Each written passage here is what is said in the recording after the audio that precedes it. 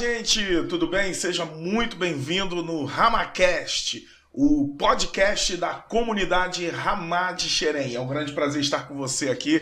Eu sou o pastor Marcos e com muita alegria eu quero te dar boas-vindas, tá bom? Desde já quero convidar você a compartilhar, curtir e comentar o nosso podcast. Com certeza hoje vai ser muito edificante para você. Quero apresentar também meu livro, acabei de lançar, Frutos da Perseverança quando desistir não é opção. Fica aí comigo, no final vou estar dando contato como você faz para adquirir o livro aqui, uma grande bênção, tá bom? Também sou advogado e pastor lá da comunidade Ramá em Xerém. E hoje eu não estou sozinho, estou recebendo meu mano, nosso querido Wellington Cardoso, é presbítero lá na Igreja Nova Vida, psicanalista, professor e trabalha com terapia de casais. Meu mano Wellington, é um grande prazer recebê-lo aqui, seja muito bem-vindo. O prazer é todo meu, muito obrigado pelo convite. E você é sempre especial no meu coração, né? Assim que chamar, é sempre muito bom estar com você. Isso é meu amigo, isso é querido de Deus, é uma bênção quando ele vai na igreja, a gente gosta quando ele vai lá, que vai ministrar, é uma verdadeira bênção. Mas nós não estamos sozinhos aqui, eu estou recebendo meu querido, meu amigo Guilherme Júnior, da comunidade apostólica Reviver, lá do apóstolo José, e ele é pastor, ministro de famílias, também professor do curso Casados para Sempre e professor do curso Paz para toda a vida. Veja que a galera aqui é especialista, uma grande bênção. Meu mano, seja muito bem-vindo. É um prazer tê-lo aqui, Guilherme. Amém, amém, amém. É um prazer meu estar aqui com vocês aqui também, né? Compartilhando esse momento, né? E vamos falar, vamos conversar bastante, vamos trocar uma ideia muito legal e que venha para glorificar o nome de Papai do Céu. Com certeza, o RamaCast de hoje promete. Vamos começar muito bem orando, falando com Deus, né? Vamos convidar o Senhor para fazer parte de tudo que vamos conversar aqui. Vou pedir meu caro presbítero Wellington para começar orando em nome de Jesus. Senhor Deus, eterno e soberano, nós rendemos graças a Ti, meu Senhor, por esse momento Senhor, tão precioso em Tua presença. Glorifico a Ti por tudo que o Senhor tem realizado em nossas vidas, pela sabedoria e inteligência que o Senhor tem nos concedido. Faça parte, Senhor, seja o centro, Senhor, dessa reunião, abençoando meus amigos, abençoando as nossas vidas. É o que nós estamos aqui nesta noite para engrandecer o Teu nome. Amém. Amém. Amém. Graças a Deus. Amém, amém mesmo. Você pode ir mandando suas perguntas, tá? E eu quero desde já começar perguntando, como o Wellington é psicanalista e professor em psicanálise, teólogo, é uma bênção a vida desse homem. Eu quero começar perguntando para ele, quando eu devo procurar uma terapia, Wellington? Bem, na verdade, todos nós precisamos, independente de quando eu procurar. Geralmente as pessoas esperam chegar a um extremo, ou acontecer algo, uma crise de ansiedade, ou algo que ele vê que perdeu um casamento, e aí ele acha em procurar nesse momento. Porque, na verdade, nós investimos em tudo. Investimos numa casa, investimos num carro, mas as pessoas não investem na mente, não investem na saúde emocional. E aí o que acontece? Quando chega a um extremo, que às vezes alguém indica, alguém fala, por que você não procura um psicólogo, um psicanalista? É quando a pessoa se propõe a ir buscar. Mas já aconteceram muitas coisas. Então o ideal disso tudo, todos nós precisamos em saber por que nós praticamos tais coisas, por que eu sou assim, por que eu tenho essas atitudes, por que eu decidi dessa maneira, e para a gente também poder nos conhecermos. Porque na verdade nós entendemos às vezes muito do outro. Mas e nós? Quem sou eu, né? Então a grande questão disso é, será que eu sou a pessoa boa para se conviver? Será que eu sou um bom marido? Será que se eu fosse mulher eu casaria comigo mesmo? Então são essas perguntas que a gente tem que parar para analisar, né? Rapaz, tá aí, eu nunca pensei. Ótima pergunta. Ótima pergunta. Eu vou perguntar para minha esposa. Cuidado com as perguntas. Cuidado com as respostas. Que É uma autoanálise, né? Assim, ó, não é nem a esposa, é uma autoanálise. Opa, será que eu casaria com... Você casaria com você? Eita, agora. Meu querido, deixa eu perguntar para você. Nesse período ministerial seu, esse trabalho com várias famílias, você já encontrou casais com muitos problemas emocionais, com problemas de ordem, cunho emocional? E o que aconteceu? Se é que você pode, de repente, compartilhar conosco alguma experiência, como que foi essa experiência sua? Bem, Primeiramente, boa noite a todos, né? Olha, realmente, bastante casais, na verdade, a gente não trabalha só com casais, a gente trabalha com famílias também. Então, filhos também procuram a gente para, de repente, falar a respeito de emoção que estão vivendo dentro do casamento, da família, né? E marido e mulher, mas geralmente a mulher é quem mais procura, né? A mulher é quem mais procura, a mulher que mais está aberta para diálogo, né? Por isso que é importante ter no ministério o marido e esposa para poder caminhar junto, para poder também atender a esposa também. Mas realmente a gente tem bastante pessoas que levam o emocional bastante a sério, mais até do que aquilo que você já escolheu, aquela pessoa que você escolheu para viver sua vida toda. Porque as pessoas esperam em receber as coisas. Se elas não recebem, se elas não têm a reciprocidade do que elas dão, né? Elas se fecham, elas se abstêm.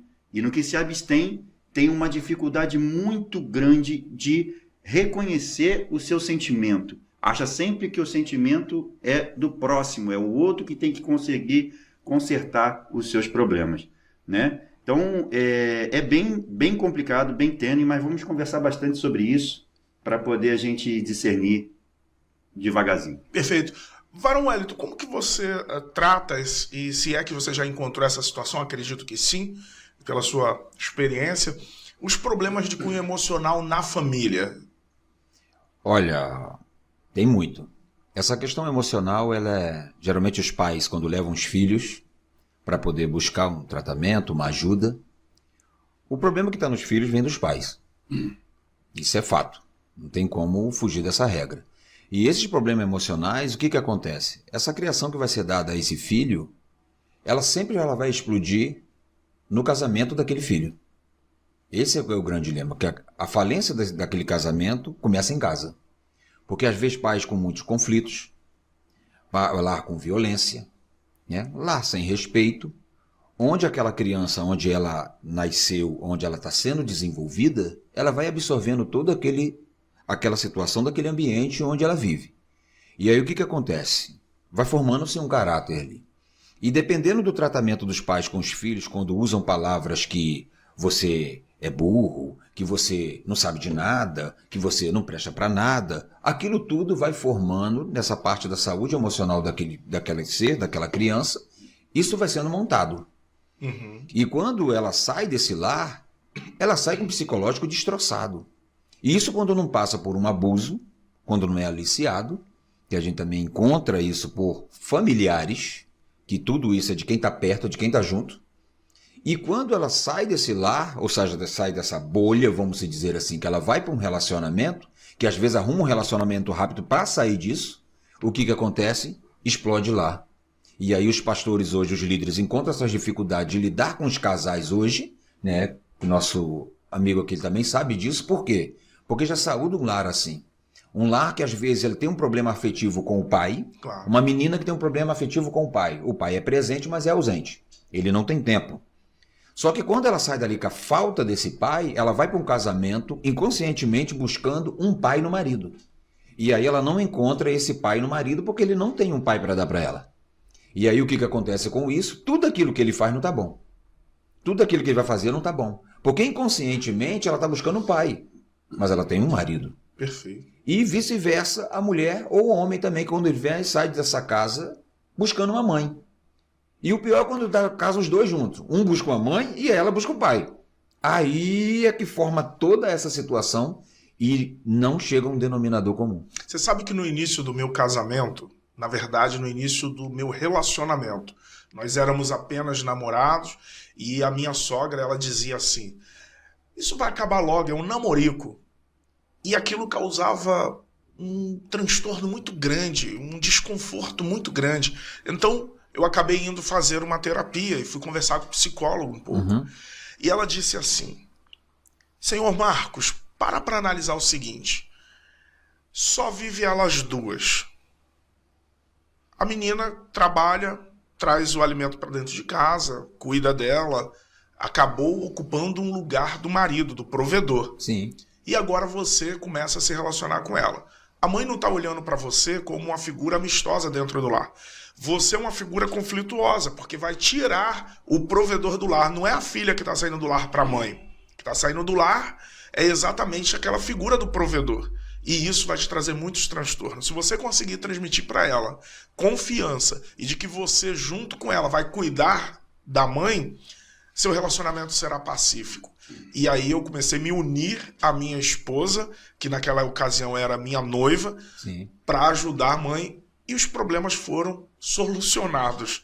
Eu fiquei impressionado com a leitura emocional e psicológica que a psicóloga fez naquele momento. Foi algo extraordinário que eu vivi, né?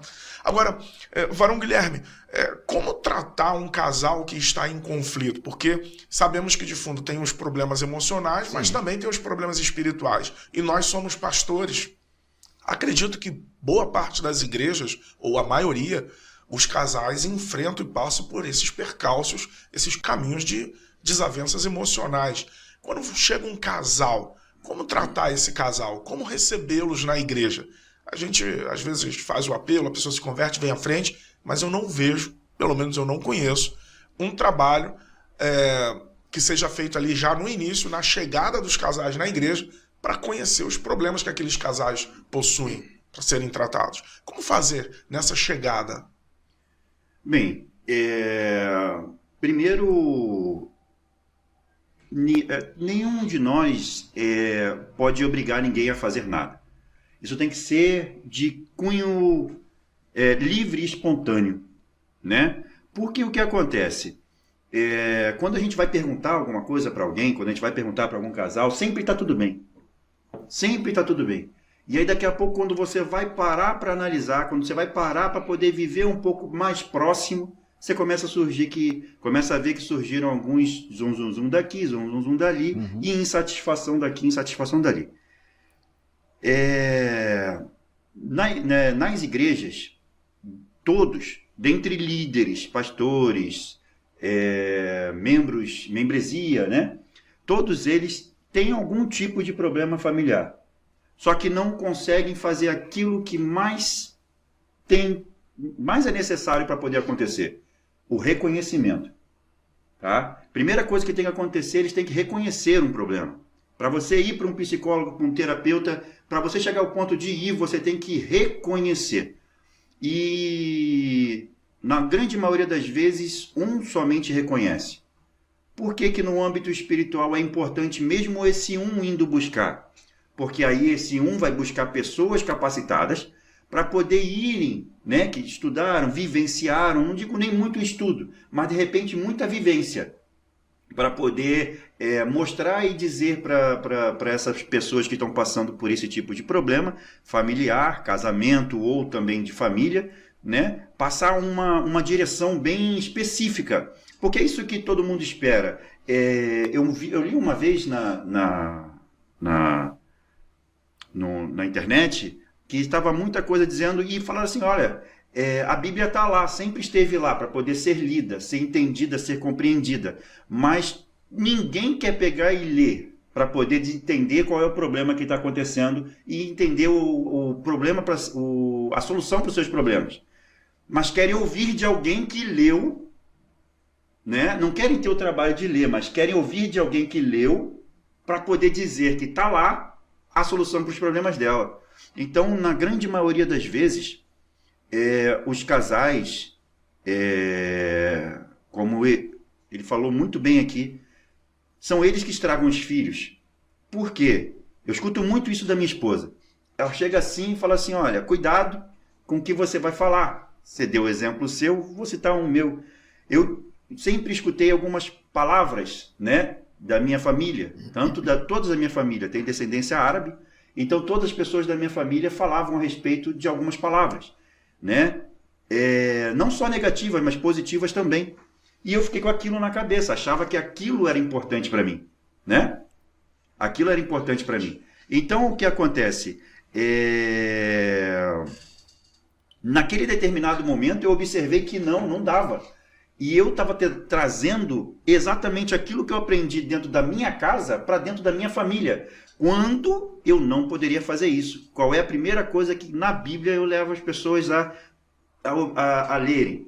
Lá em Gênesis 2, capítulo 2, versículo 24, diz assim, ó: por isso o homem deixa o pai e a mãe e se une à sua mulher, e os dois se tornam uma só carne.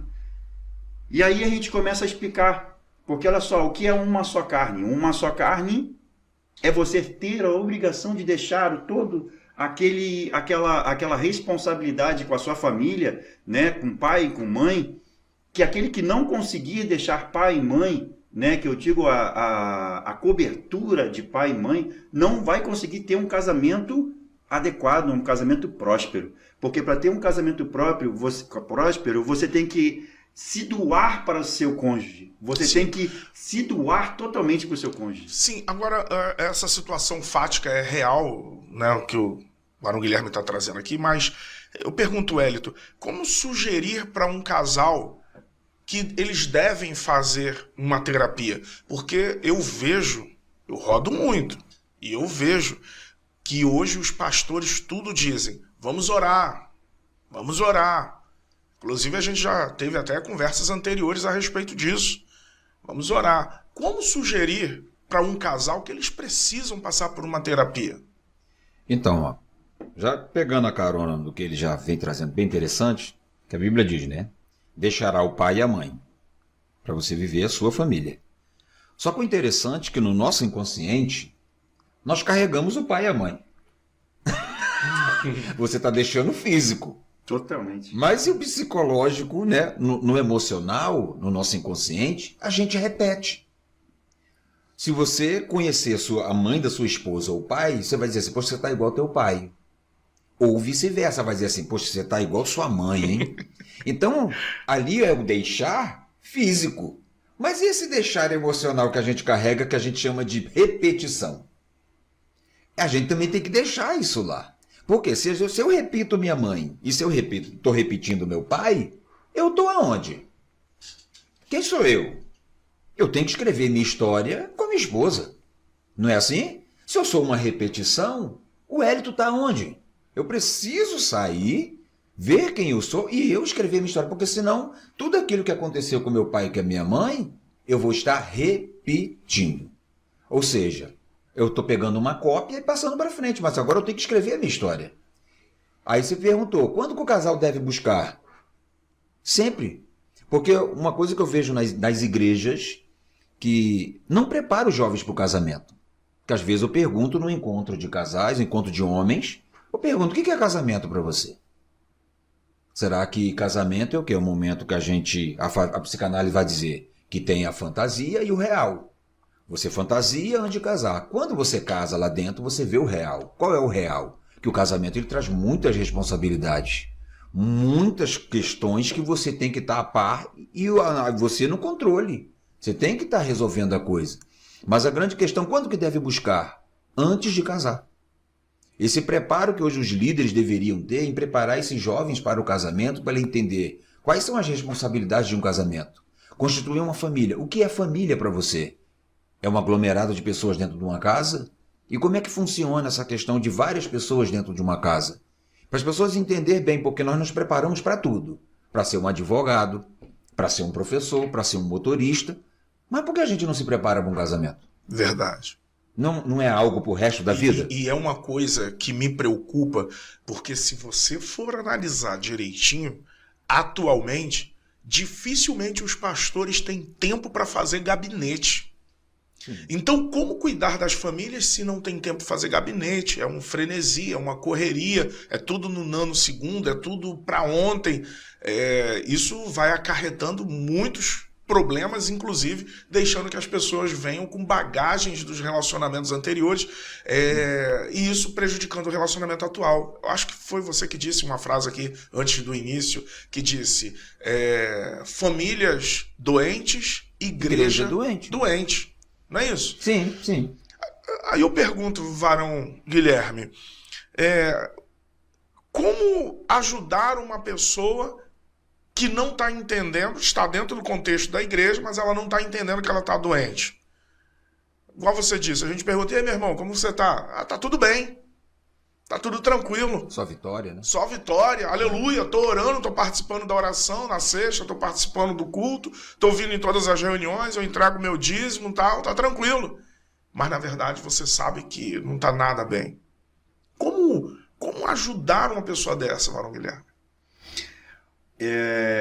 A gente tem que ajudar. Cada casal é um casal específico. E então, tem casais que aceitam ser confrontados com o erro.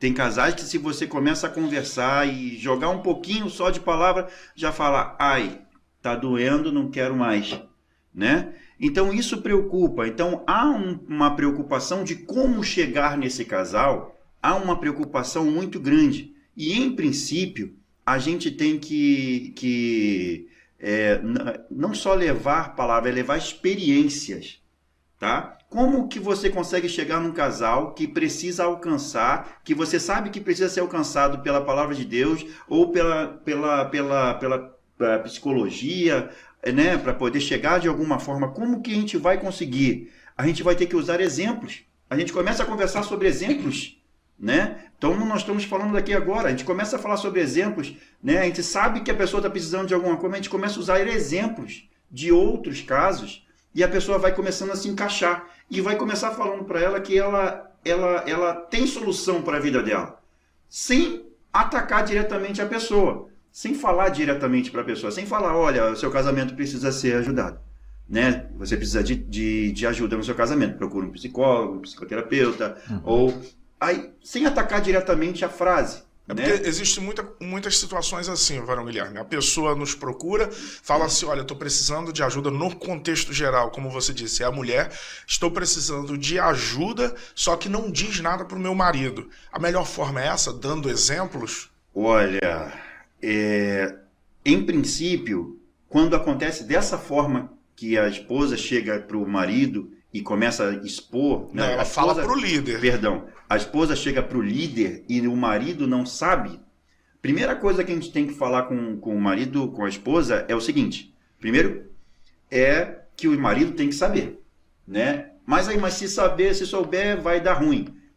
Então, olha só. Então, vamos começar a ter atitudes dentro de casa diferentes. Quais são essas atitudes? Primeiro, todo mundo busca a perfeição para si. Tipo, eu quero o meu relacionamento que dê certo, mas que meu cônjuge faça aquilo que eu espero que faça. Quando você interrompe esse querer, quando você interrompe essa vontade, né? E você começa a falar, poxa, eu tô vendo que eu não vou conseguir dele. Então, o que eu vou fazer? Eu vou agora partir para o lado oposto. Eu vou passar a fazer. Porque quando o cônjuge, seja ele homem ou seja ele mulher, começa a receber do seu cônjuge, né? Vamos falar um cônjuge de homem. Aí quando começa a receber do cônjuge de mulher, né? É exatamente aquilo que ele esperava, mas é ele que está com problema.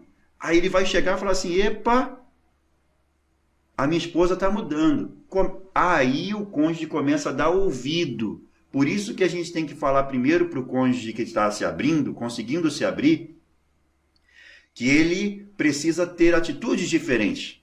Né? Eu chego a tocar muito naquele filme que a gente gosta muito de falar a respeito daquele Prova de Fogo, né? Que aí tem um livro com vários propósitos, com várias atitudes, né? Ali que o filho entendeu que foi o pai que fez, né? Que o pai que tinha escrito, chegou no final do filme, ele não entendeu que era o pai. E o pai falou para ele, não, esse livro não fui eu que escrevi, esse livro foi a sua mãe.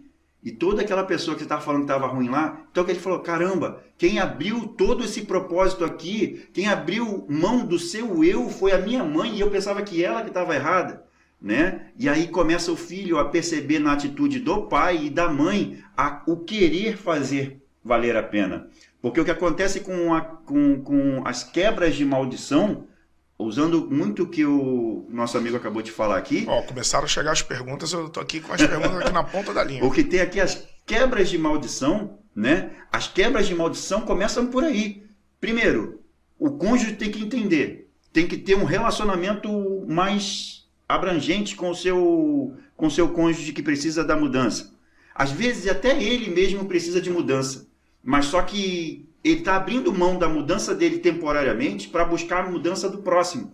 E isso é amor. Isso é querer o bem. Então, quando um casal vem falar com a gente, ele já vem querer falar achando que a gente tem a resposta pronta. E não é que a gente tem a resposta pronta. A gente primeiro tem que ouvir, conhecer caso a caso, para depois a gente ir de passo a passo, a gente ir direcionando as atitudes desse casal. Perfeito, perfeito. Maravilha. Chegou uma pergunta aqui, direcionada ao nosso querido Wellington. A primeira pergunta aqui. Fui traída. Perdoei. Ele me traiu de novo. O que fazer? Sinto que os problemas emocionais estão aumentando. Não consigo mais acreditar nele para salvar meu casamento. Segura que essa bomba é tua, varão Wellington. É porque existe aquela questão que, às vezes, a questão da traição ela se torna um vício. A pessoa vicia nessa vida, né? Há casos que eu já acompanhei do cara, o homem ser casado e viciado em casas de prostituição. Mas isso é um vício que ele carrega. Isso vem lá da infância. A questão entre ele e a mãe, a primeira mulher da vida dele, né? Que é um assunto longo nesse sentido, mas quando o menino nasce, ele deseja aquela mulher, não no intuito sexual. Você está entendendo? Mas na questão, vem a questão do prazer. Quando a criança está mamando o seio da mãe, é prazeroso. Freud vai falar sobre essa questão, né? Da libido, mas não só no sentido sexual, para tudo aquilo que dá prazer. E ele, com esse contato com a mãe, o que acontece? Que ele sai desse seio em si. O meu filho, eu lembro que o meu filho ele chegava para mim e falava assim pequenininho, ela é minha. E aí Freud vai dizer que a gente tem que chegar, ou o pai tem que chegar e fazer esse corte, essa castração, que aí frustra. Tem que ser frustrado. A criança tem que ser frustrada. Eu falava assim, é sua mãe, mas é minha esposa. E aí o que acontece? Ele me via como um concorrente. E quando às vezes minha esposa botava ele no colo com o rosto para trás, ele olhava para mim e fazia... Mas isso Freud já tinha dito, então eu achei isso o máximo acompanhar isso, porque agora eu tenho essa visão. E quando a gente corta isso, ele sabe que há limites. Aquela mulher não pertence a ele. Aquela mulher é do meu pai. E quando não há esse corte, vai formando a sua estrutura psíquica que está sendo montada. E quando ele sai dessa casa ali, se não houver esse corte, ele vai achar que qualquer mulher vai ser dele. Qualquer mulher é minha, ele não vê regra. Ele passa por cima, se é a esposa de um amigo meu, de um conhecido meu, e ele vai achar, parte para esse lado, que isso acaba virando um vício sem limite. E isso tudo começa o quê? No seio familiar, estrutura familiar. E como tratar essa pessoa que traz a pergunta? Ela está dizendo que não consegue mais confiar. Eu percebo que, além do problema do marido, eu percebo que ela tem um problema emocional. Como tratar? Pelo que eu estou vendo aqui, ela está dentro da igreja e foi traída 2 vezes, né? Se eu estou entendendo bem. Sim, o que ela disse. Aí, como ela vai superar esse trauma? A grande questão é nisso. Primeiro, tem que saber se ela vai continuar o casamento. Aí, no caso do tratamento, tem que ser para os dois. Já não é para um, né? Como nós estamos falando aqui. Então o tratamento é para os dois. Se ela vai continuar ou não, eu não sei. Mas isso também tem que ver se ela também não está no âmbito de uma dependência emocional. Né? Que entra aquela dependência que a pessoa faz de tudo, mas a pessoa não se vê sem ela. Claro. Eu não me vejo sem essa pessoa. Então ela tem que analisar bem o que ela pretende fazer, porque se entrou isso, está dentro do relacionamento e pretende continuar, tem que haver um tratamento, sim, tem que ter ajuda do profissional. Só que às vezes os homens, eu sempre faço trabalho com os homens eles são muito resistentes. Eles têm muita resistência ao novo, à busca, a reconhecer. Talvez ele leva pelo lado da masculinidade. Porque às vezes eu pergunto para eles, o que é ser homem para você? Né? Nesse sentido, por quê? Porque se quer investir, tem que haver mudança. Porque se a pessoa quebrou a aliança, foi desleal 2 vezes, de fato ele tem algum problema. Sim. Precisa realmente de um acompanhamento. Mas nas igrejas, pelo que eu percebo, boa parte daquelas pessoas que têm um comportamento como esse não são tratadas. Pelo contrário, o líder às vezes ora e depois da oração, né, aquela pessoa talvez pegue aí um período de gancho, de banco, fica ali um tempo, mas o tratamento não ocorreu. Mas a pessoa quer ser tratada? Mas também às vezes tem um líder. O líder tá ali, tá, mas tem que saber se o personagem, ele quer ser tratado. Porque é sempre o outro. Quando chega lá o casal, lá, por exemplo, quando eu vou atender, aí o homem fala que tá certo, a mulher tá falando que tá certo. Tá certo? Eu falei, se você tá certo, ele tá certo, por que tá dando errado? Se tá todo mundo certo. Então é aquela questão, mudança de curso. Claro. Então, no caso dele, ou quando a gente fala de dentro da igreja que acontecem outros tipos de situações, tem que haver um reconhecimento, não. Eu preciso de uma ajuda. Muito bom. Bom, chegou uma outra pergunta aqui, eu vou pedir a atenção aqui do Varão Guilherme, pelo seguinte, a pessoa está dizendo aqui, fui desrespeitado pelo meu líder. Esse ambiente de maus tratos tem me feito muito mal. Percebo que todo o ambiente ficou abusivo, inclusive se tratando dos demais líderes. Se eu estou entendendo, a pessoa teve algum problema com o líder e aquilo passou adiante, os outros líderes estão tratando mal também. Ela está entendendo que o ambiente é abusivo. Como tratar essa questão? Mas isso aí deixa eu entender, esse líder aí que parece que é o líder religioso. Não, líder religioso. Ah, então está falando de outro assunto. Está falando do ambiente eclesiástico da igreja.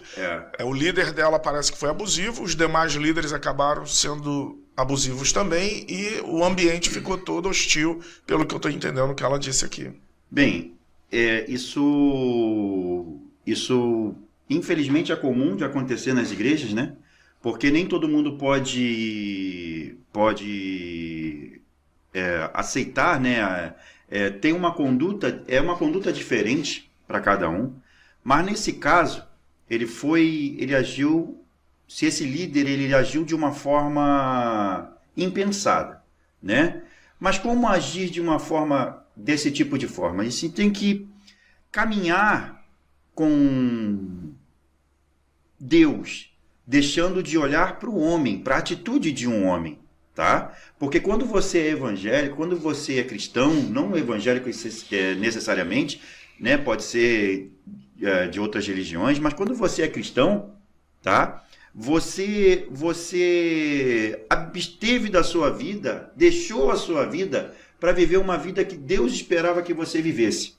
E aí o que acontece? A gente vem buscar, como eu disse anteriormente, a gente em vez de buscar na Bíblia entendimento sobre o que nós estamos passando, queremos ouvir de outros que já leram a Bíblia para poder tentar buscar solução para o seu problema. Quando Deus está lá na palavra dele, dizendo, eu já sou a solução do seu problema. Você quer ouvir dele? Ele tem o entendimento dele. Isso pode frustrar.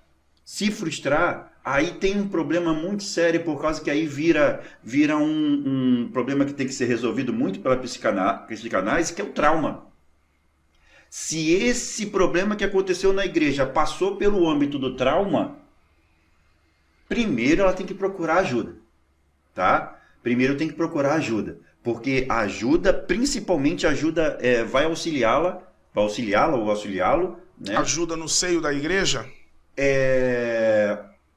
Se tiver pessoas com que ela confie, né, pode dentro da igreja. Se não, pode ligar, pode falar com um psicoterapeuta, né? Pode falar com uma pessoa capacitada para isso, principalmente com relação ao meio eclesiástico, né? É bom procurar um psicoterapeuta que é da mesmo ninho de religião, né? Por exemplo, ele é presbítero, ele pode muito bem falar sobre o cunho da igreja, porque ele já está dentro do meio religioso, né? Aí é nesse tipo de assunto que a gente tem que se tocar, mas não se prender ao que as pessoas dizem, não se prender ao que o homem está dizendo, mas sim ao que Deus espera que a gente faça. Deixa eu fazer uma pergunta aqui pro Varão, até para a gente ir definindo aqui. Tem uma outra pergunta que destinaram para você, a diferença entre tristeza e depressão.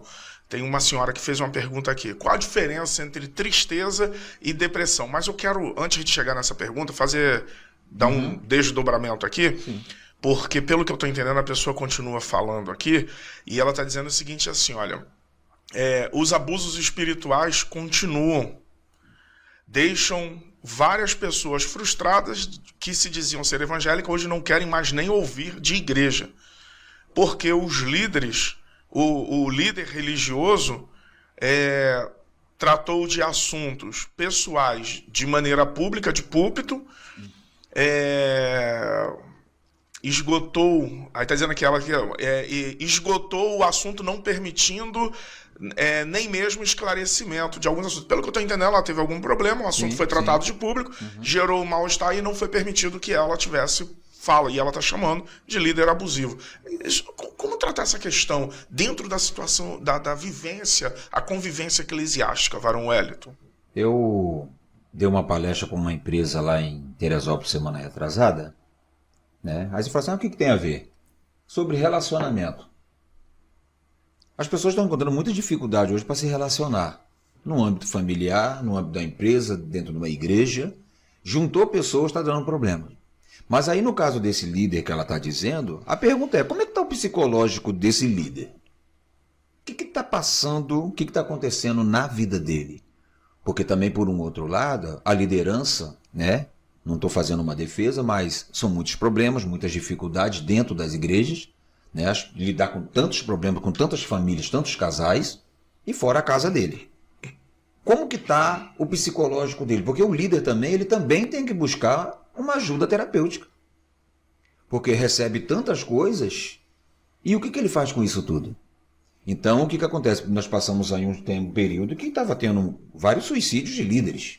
Nossa, foram vários pastores cometendo suicídio. Teve um ou outro que eu conversei que líder conversa com quem? Líder desabafa com quem? Será que se o líder chegar na igreja e falar, gente, eu não estou aguentando, está muito difícil, como que a igreja vai reagir a uma declaração de um líder desse? Vai dizer que ele está fraco? Vai dizer que ele é fraco para ser pastor? Como é que está o emocional dele? Qual a carga que ele carrega? Quais os pesos que ele está carregando ali? É humano, né? Ele é ser humano como qualquer um outro. Entenda bem, eu não estou defendendo ele. Mas a gente só manifesta fora aquilo que está aqui dentro.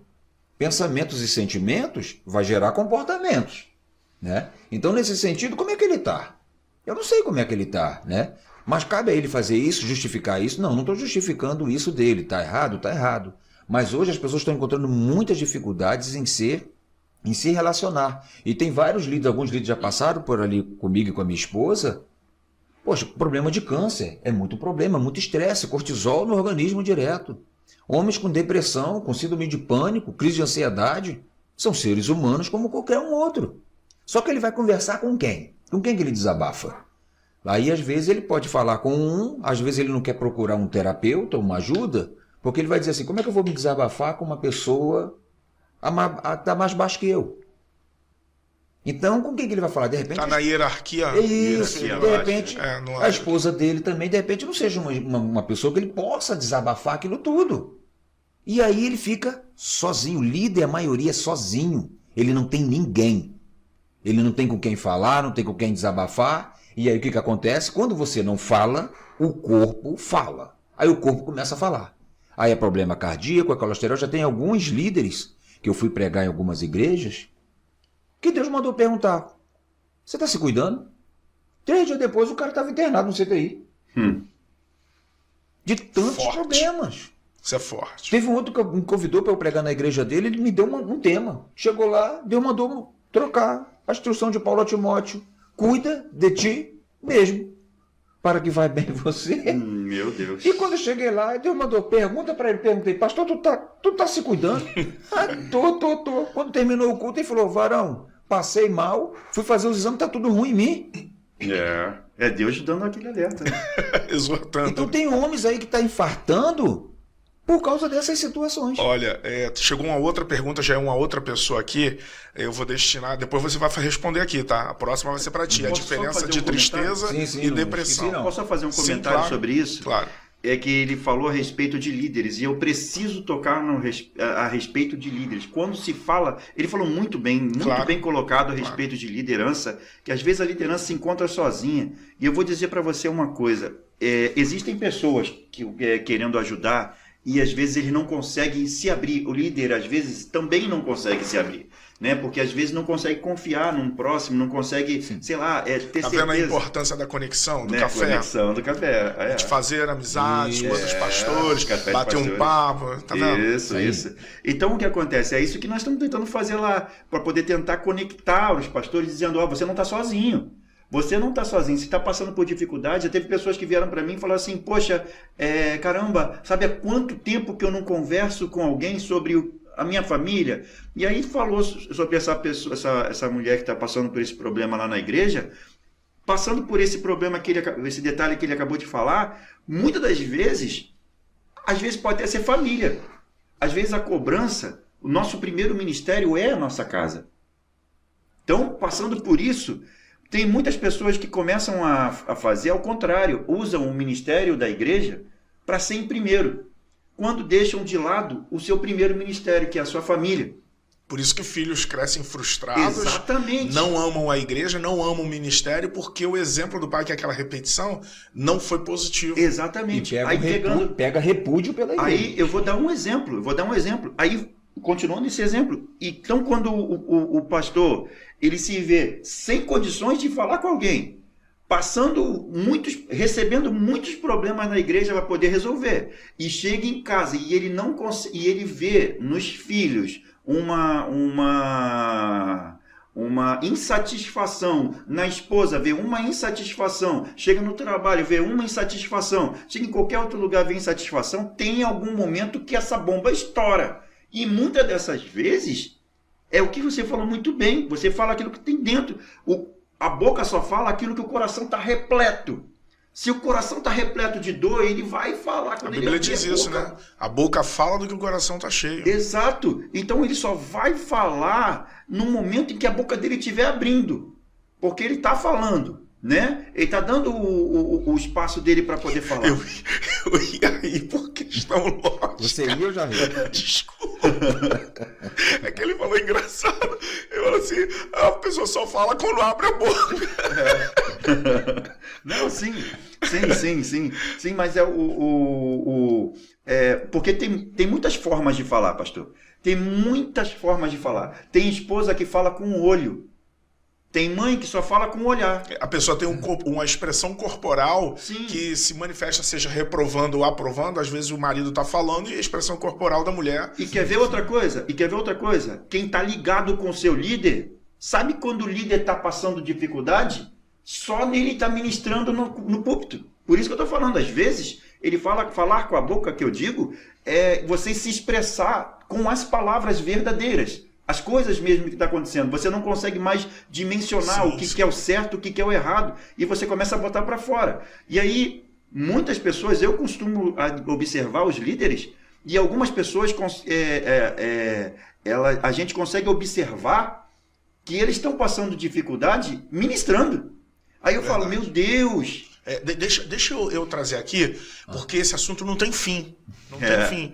Agora, a pergunta da outra pessoa que vem aqui, antes de você responder a diferença entre tristeza e depressão, verdade. Ela diz o seguinte aqui, olha, essa outra pessoa é um rapaz, ele está dizendo assim, olha, aqui eu vejo os abusos acontecendo na justificativa espiritual, precedido das frases do tipo, o Senhor me revelou que... Eu estava orando e o Senhor me falou. Deus tem mostrado ao ministério que estive num retiro espiritual e o Senhor me deu uma visão. Essas afirmações conferem ao líder religioso poder sem limites. E aí eles fazem o que querem. O problema é que temos líderes imaturos e eles começam a humilhar pessoas, abrem feridas, desestabilizam pessoas e têm atitudes exageradas. Pelo que eu estou entendendo aqui, essa pessoa teve uma experiência com o líder e o líder justificando como se Deus tivesse falado, ou ouviu, ou teve uma visão, tal, e assim vem cometendo abusos e justificando isso. Como tratar essa questão? Eu queria ouvir de vocês, mas se fosse bem rapidinho para a gente voltar a outra pergunta. Mas como tratar essa questão? Porque o emocional e o espiritual, pelo que eu estou entendendo, o líder abusivo, às vezes, ele acaba misturando e traz esses percalços, esses problemas para várias pessoas. É que quando ele direciona que Deus me revelou, ele está dizendo que a autoridade máxima já foi aprovada. É isso que ele está falando. O que eu estou fazendo está sendo aprovado.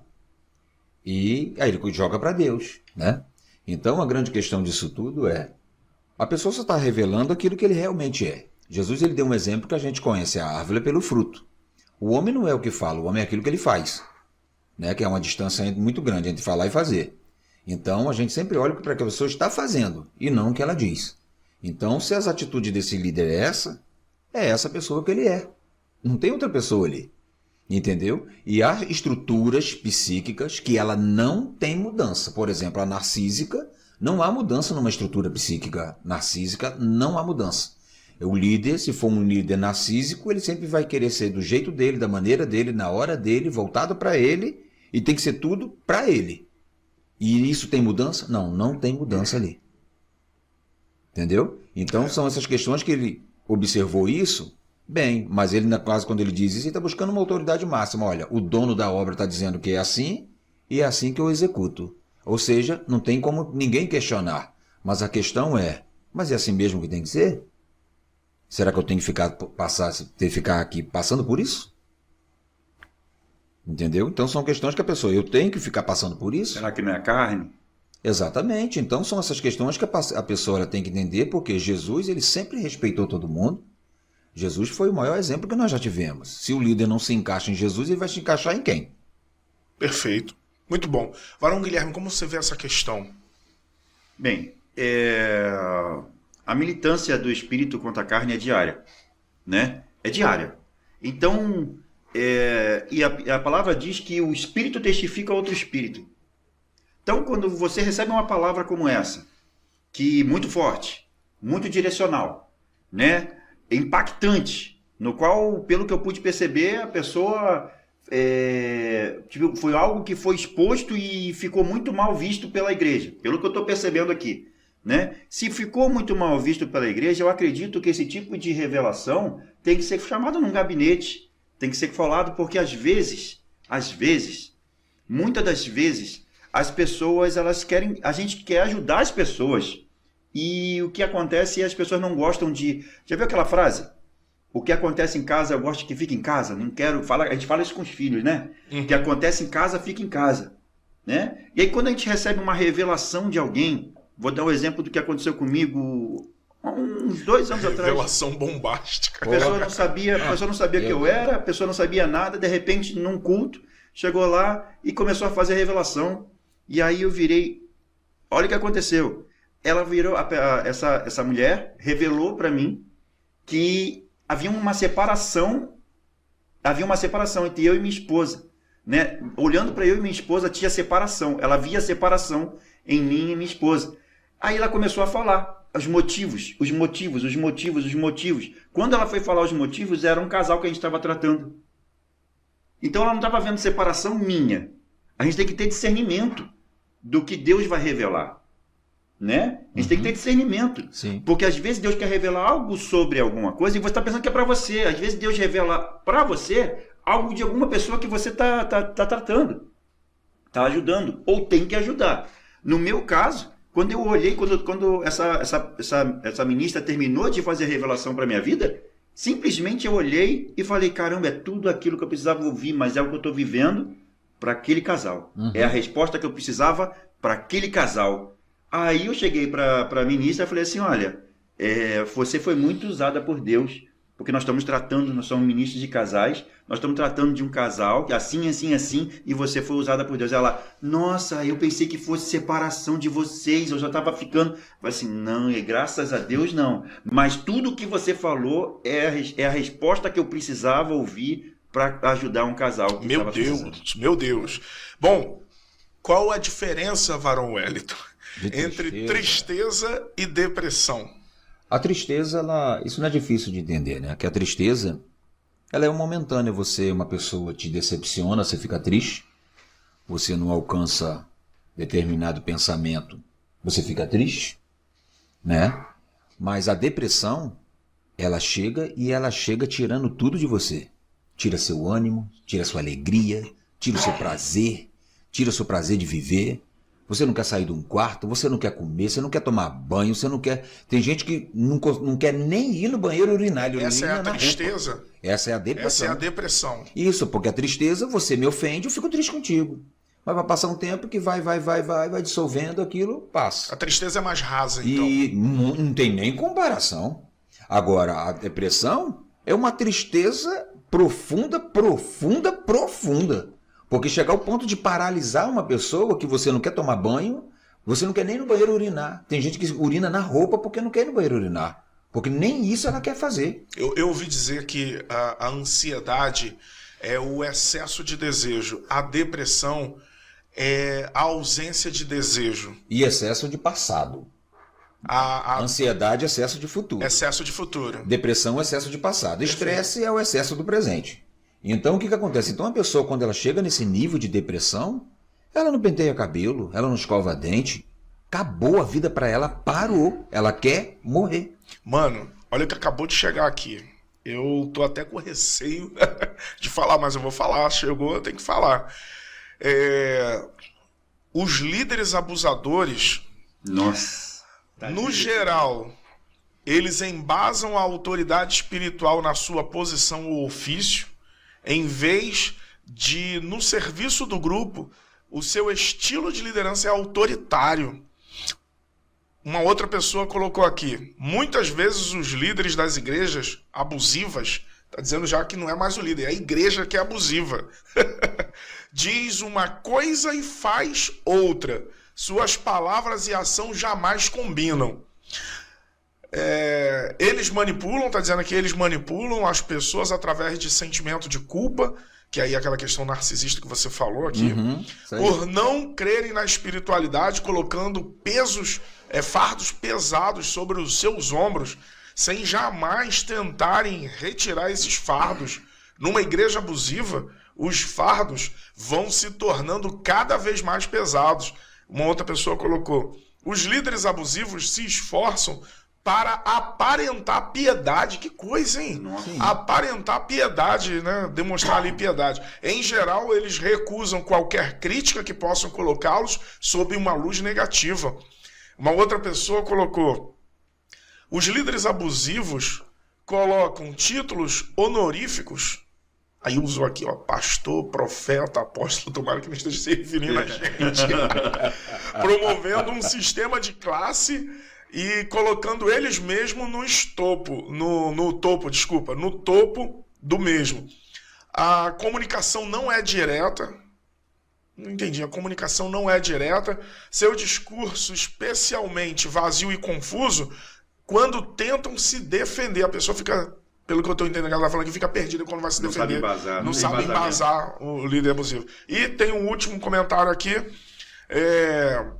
Eles pegam itens menos importantes, negligenciando os que são realmente importantes.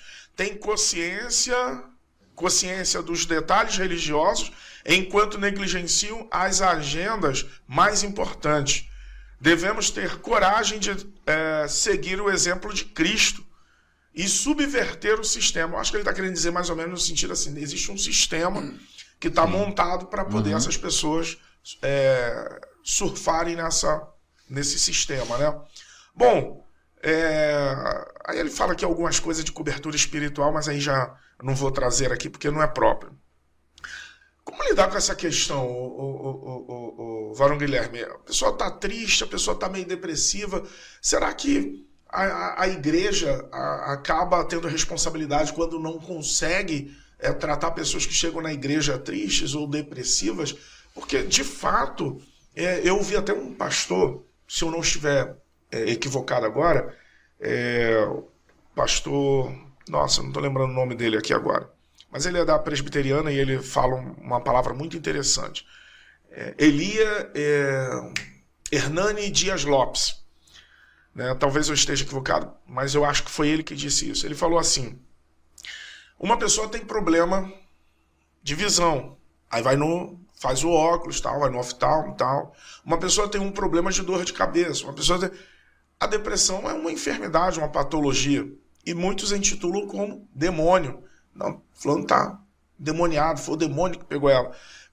que discernir o problema emocional, o problema espiritual? Como discernir essa questão, diferenciar, Barão Guilherme? Bem, é um tema bem amplo, né? Vou tentar resumir algumas coisinhas. Primeiro, falar a respeito dos líderes. Quando a gente é chamado para uma liderança, a gente tem que ser exemplo de Cristo. Sendo exemplo de Cristo, Cristo não veio para ser líder, Cristo veio para ser servo.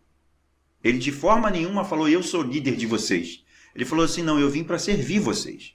Né? Então, quando um líder se posiciona, né, como estamos falando aí, se posiciona acima dos outros, usa o cargo eclesiástico, né, para poder fazer algo, alcançar alguém, né, pela imposição, né, está sendo totalmente contra aquilo que Jesus pediu para a gente fazer, né, que a gente pediu para amar o seu próximo como a ti mesmo, né, como você. Então, você poderia falar, você usaria o seu cargo para a sua esposa, por exemplo?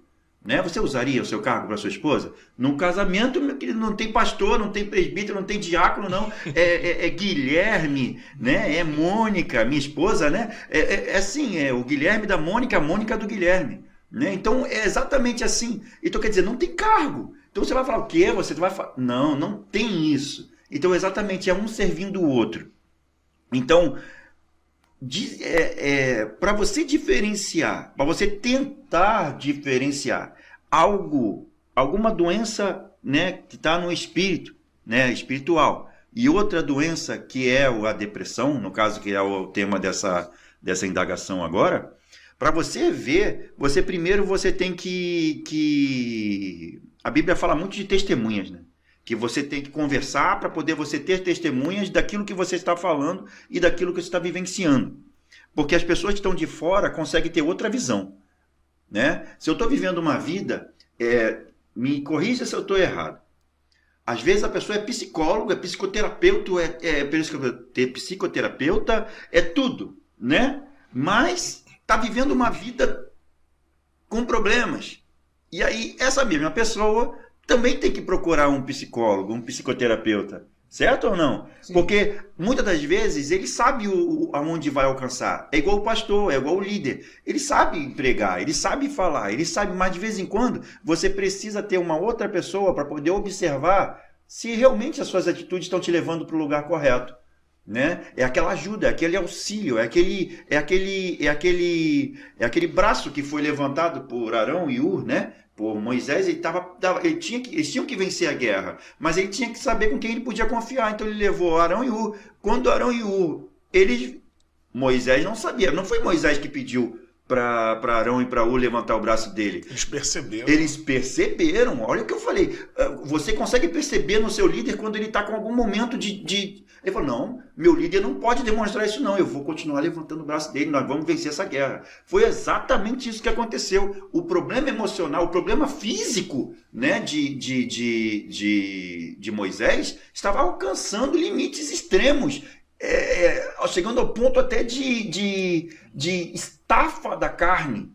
E muitos líderes, como você muito bem disse, estão com a mente estafada. Estão com a mente totalmente estafada, precisam ter uma válvula de escape. E muitas das vezes essa válvula de escape é a sua família. Aí chega em casa, descasca em cima do filho, chega em casa, descasca em cima da esposa, chega em casa, ou ao contrário. Às vezes em casa está bem, mas está com problema, não quer descascar em casa, descasca na igreja. Aí acontecem essas coisas. Aí quer falar, quer achar que é dono da verdade. E não é dono da verdade quando você tem que simplesmente servir como Jesus pediu. Muito bom. Chegou uma pergunta aqui. Sou cristão, mas tenho medo da morte. E aí, Varão? Eita glória. É cristão, mas tem medo da morte? Eu tenho...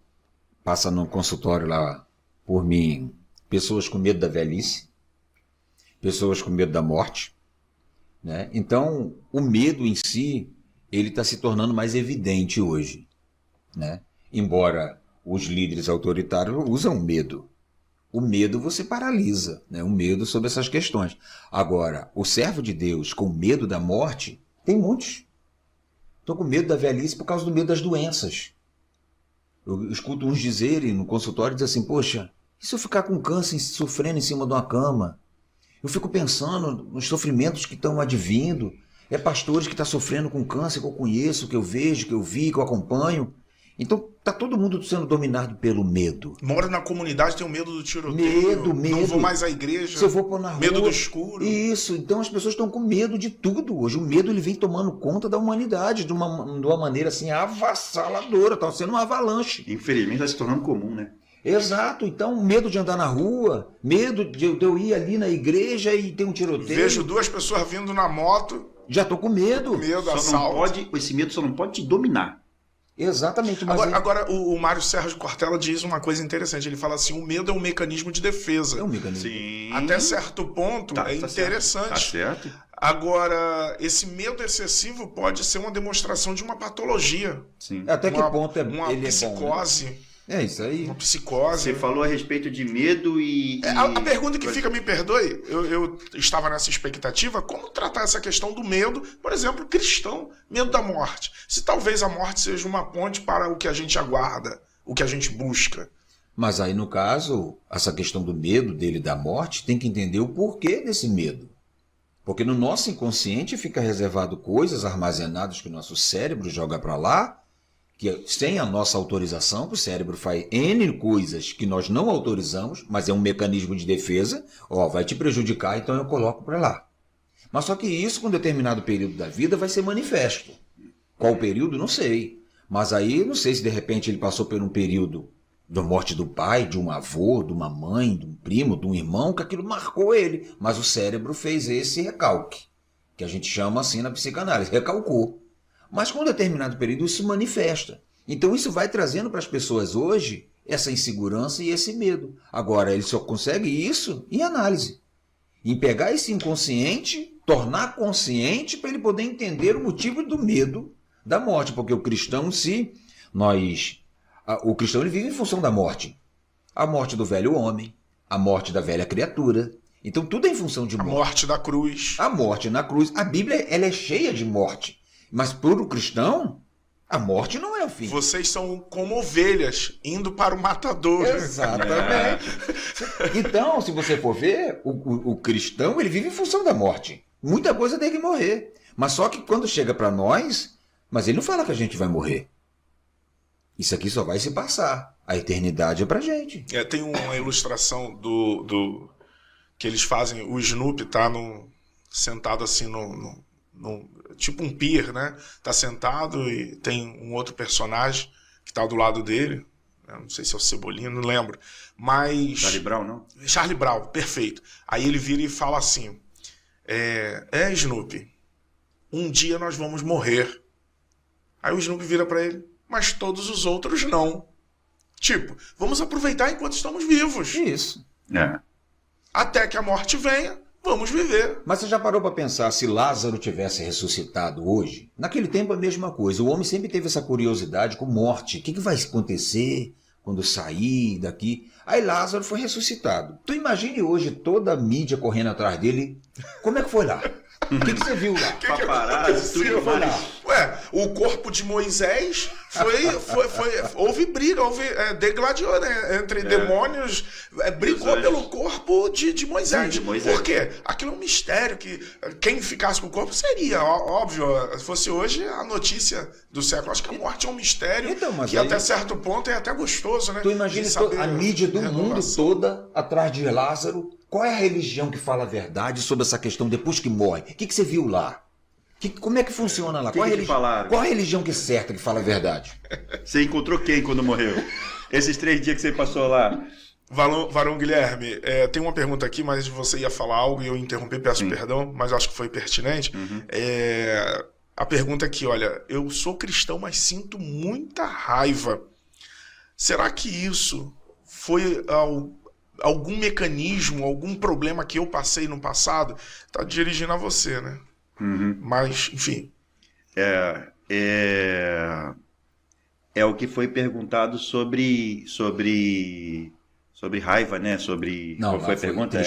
Tristeza e depressão. Ela foi tristeza. A raiva é um dos fatores que geram depressão, tá? A raiva em excesso é um dos fatores que gera depressão. Primeiro, eu ouvi uma frase de uma pessoa, né? Ela ainda não é cristã, né? Essa pessoa.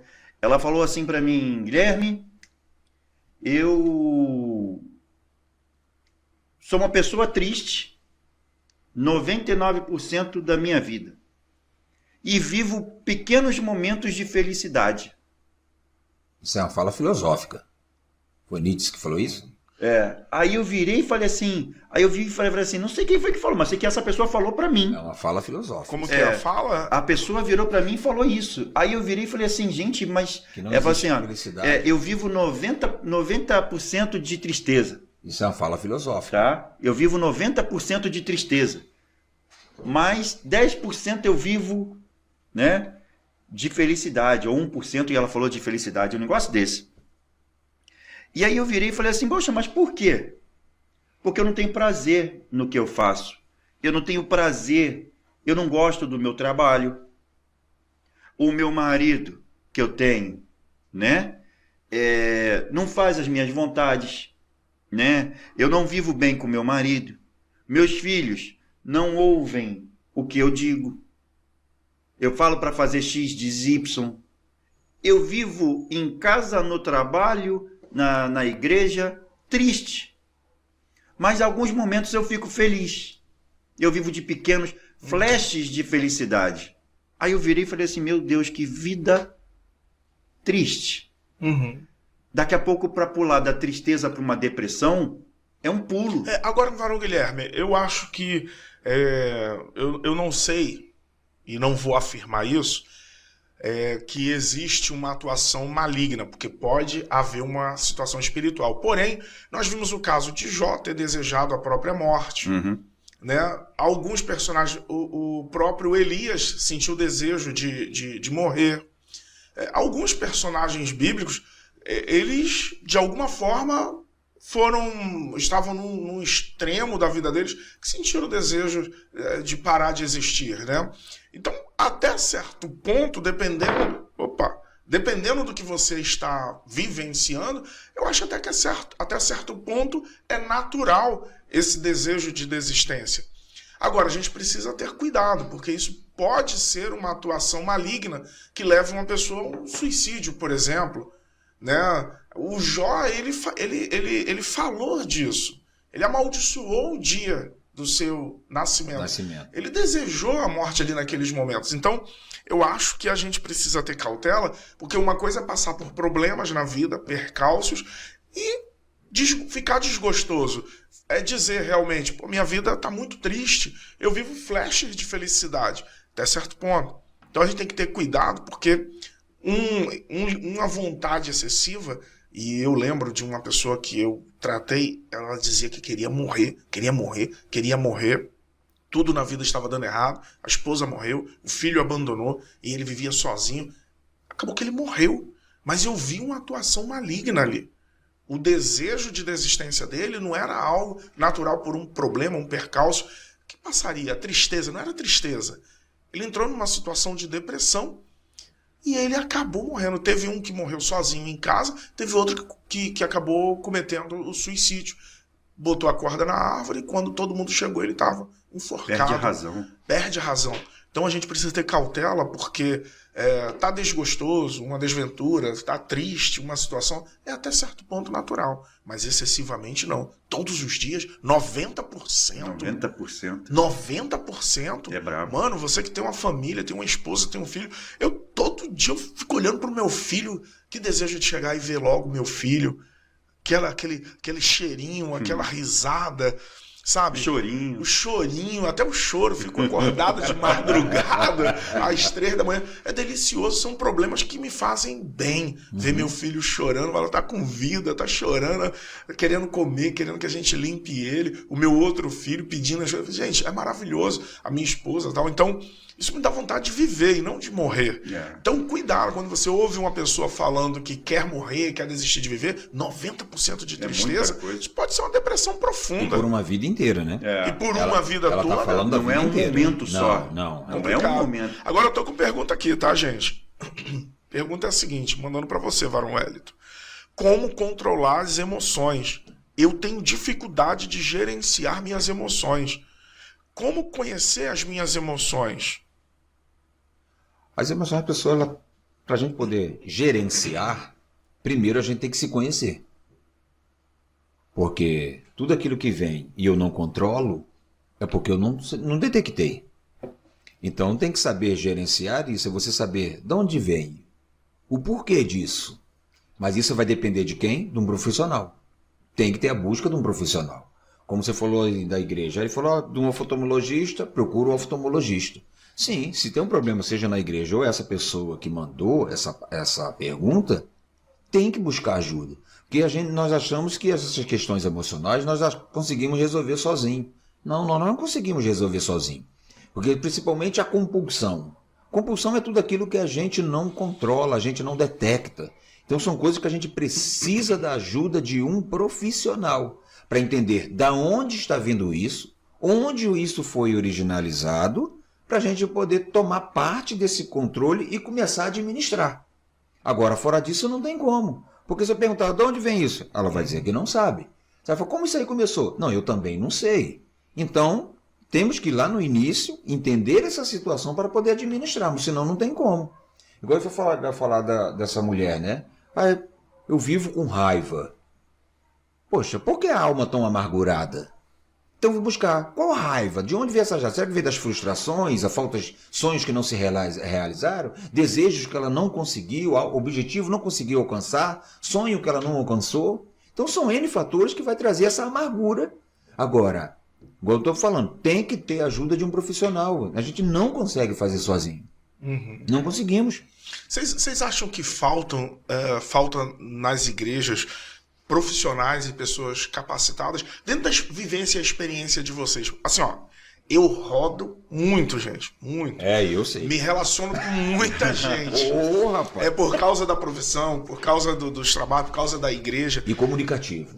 E a gente tem uma comunicação assim, bem apurada. Mas eu percebo, mano, eu não consigo ver um trabalho eficiente dentro das igrejas de trabalho com os aspectos emocionais. Eu não vejo. Como você disse, nem com os nubentes, né, ou aqueles que estão prestes a casarem, nem com casais, eu não vejo. Posso estar equivocado, mas dentro do meu raio de atuação, eu vejo pouquíssimos trabalhos eficientes nesse sentido.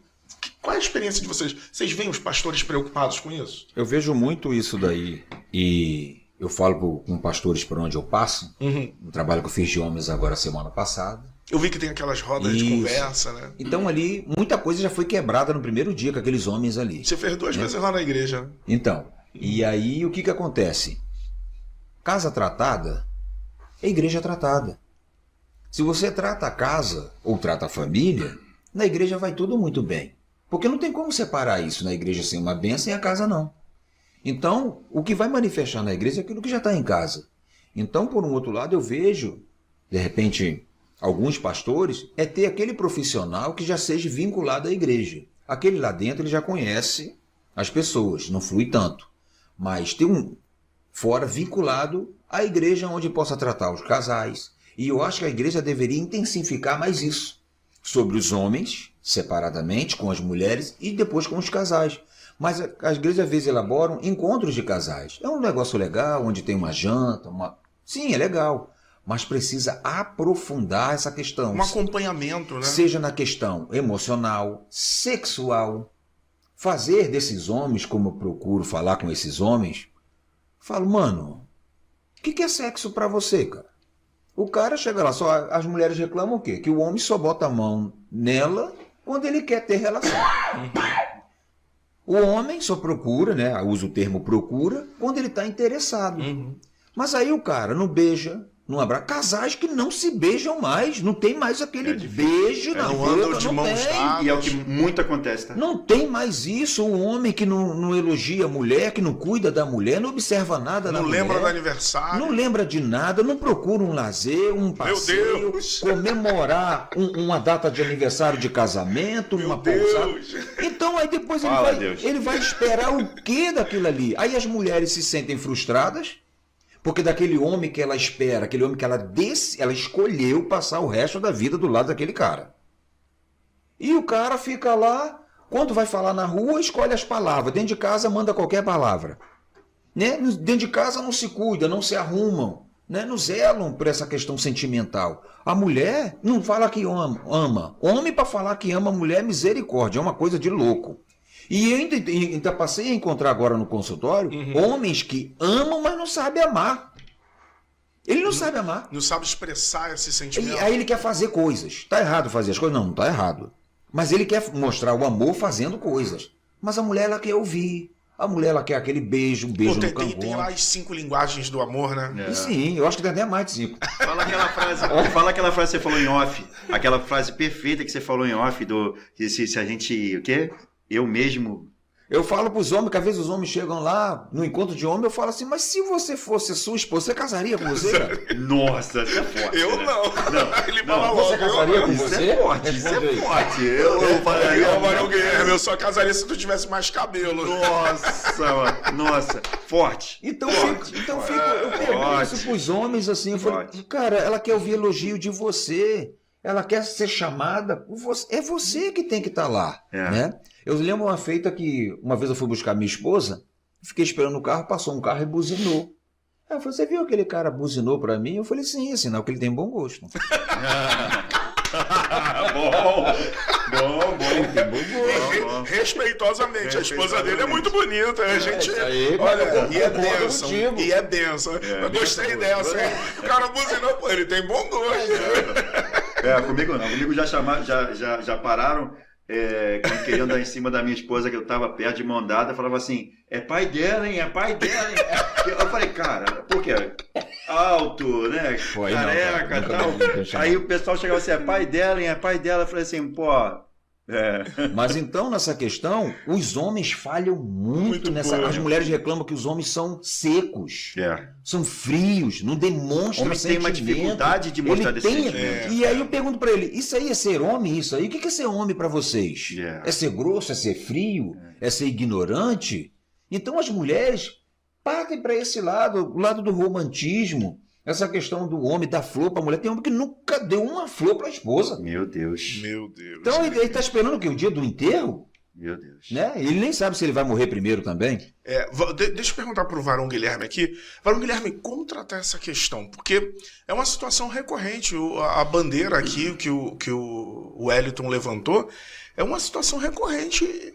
E eu não vejo nas igrejas uma preocupação objetiva com esse trabalho. Eu vejo, sim, preocupação com crescimento, preocupação com o evangelismo, tal. Só que a gente quer ganhar, mas na hora de cuidar, nós não cuidamos. Falha nesse ponto. Nós falhamos nesse ponto. Como tratar essa questão? Como a gente vai tocar num assunto de Deus se não falar da família? Deus fala muito bem claro, né? Esqueci agora qual é o versículo, mas eu posso depois ver, que a Bíblia fala a respeito daquele que negligenciar, não cuidar bem da sua família, né? Ele está sendo pior do que um descrente, aquele que não crê em Deus. E mais, negou a fé. E negou a fé. Então, quando se não me engano, está em Timóteo. Se não me engano, depois eu dou uma olhadinha.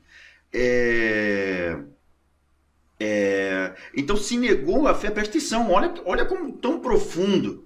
Se você negou a sua família, se você não está sendo bom para sua família, você vai querer direcionar uma igreja, né? Então, a Bíblia diz que 1 Timóteo 5,8. Viu? Eu quase acertei, vou só lembrar o capítulo e o versículo.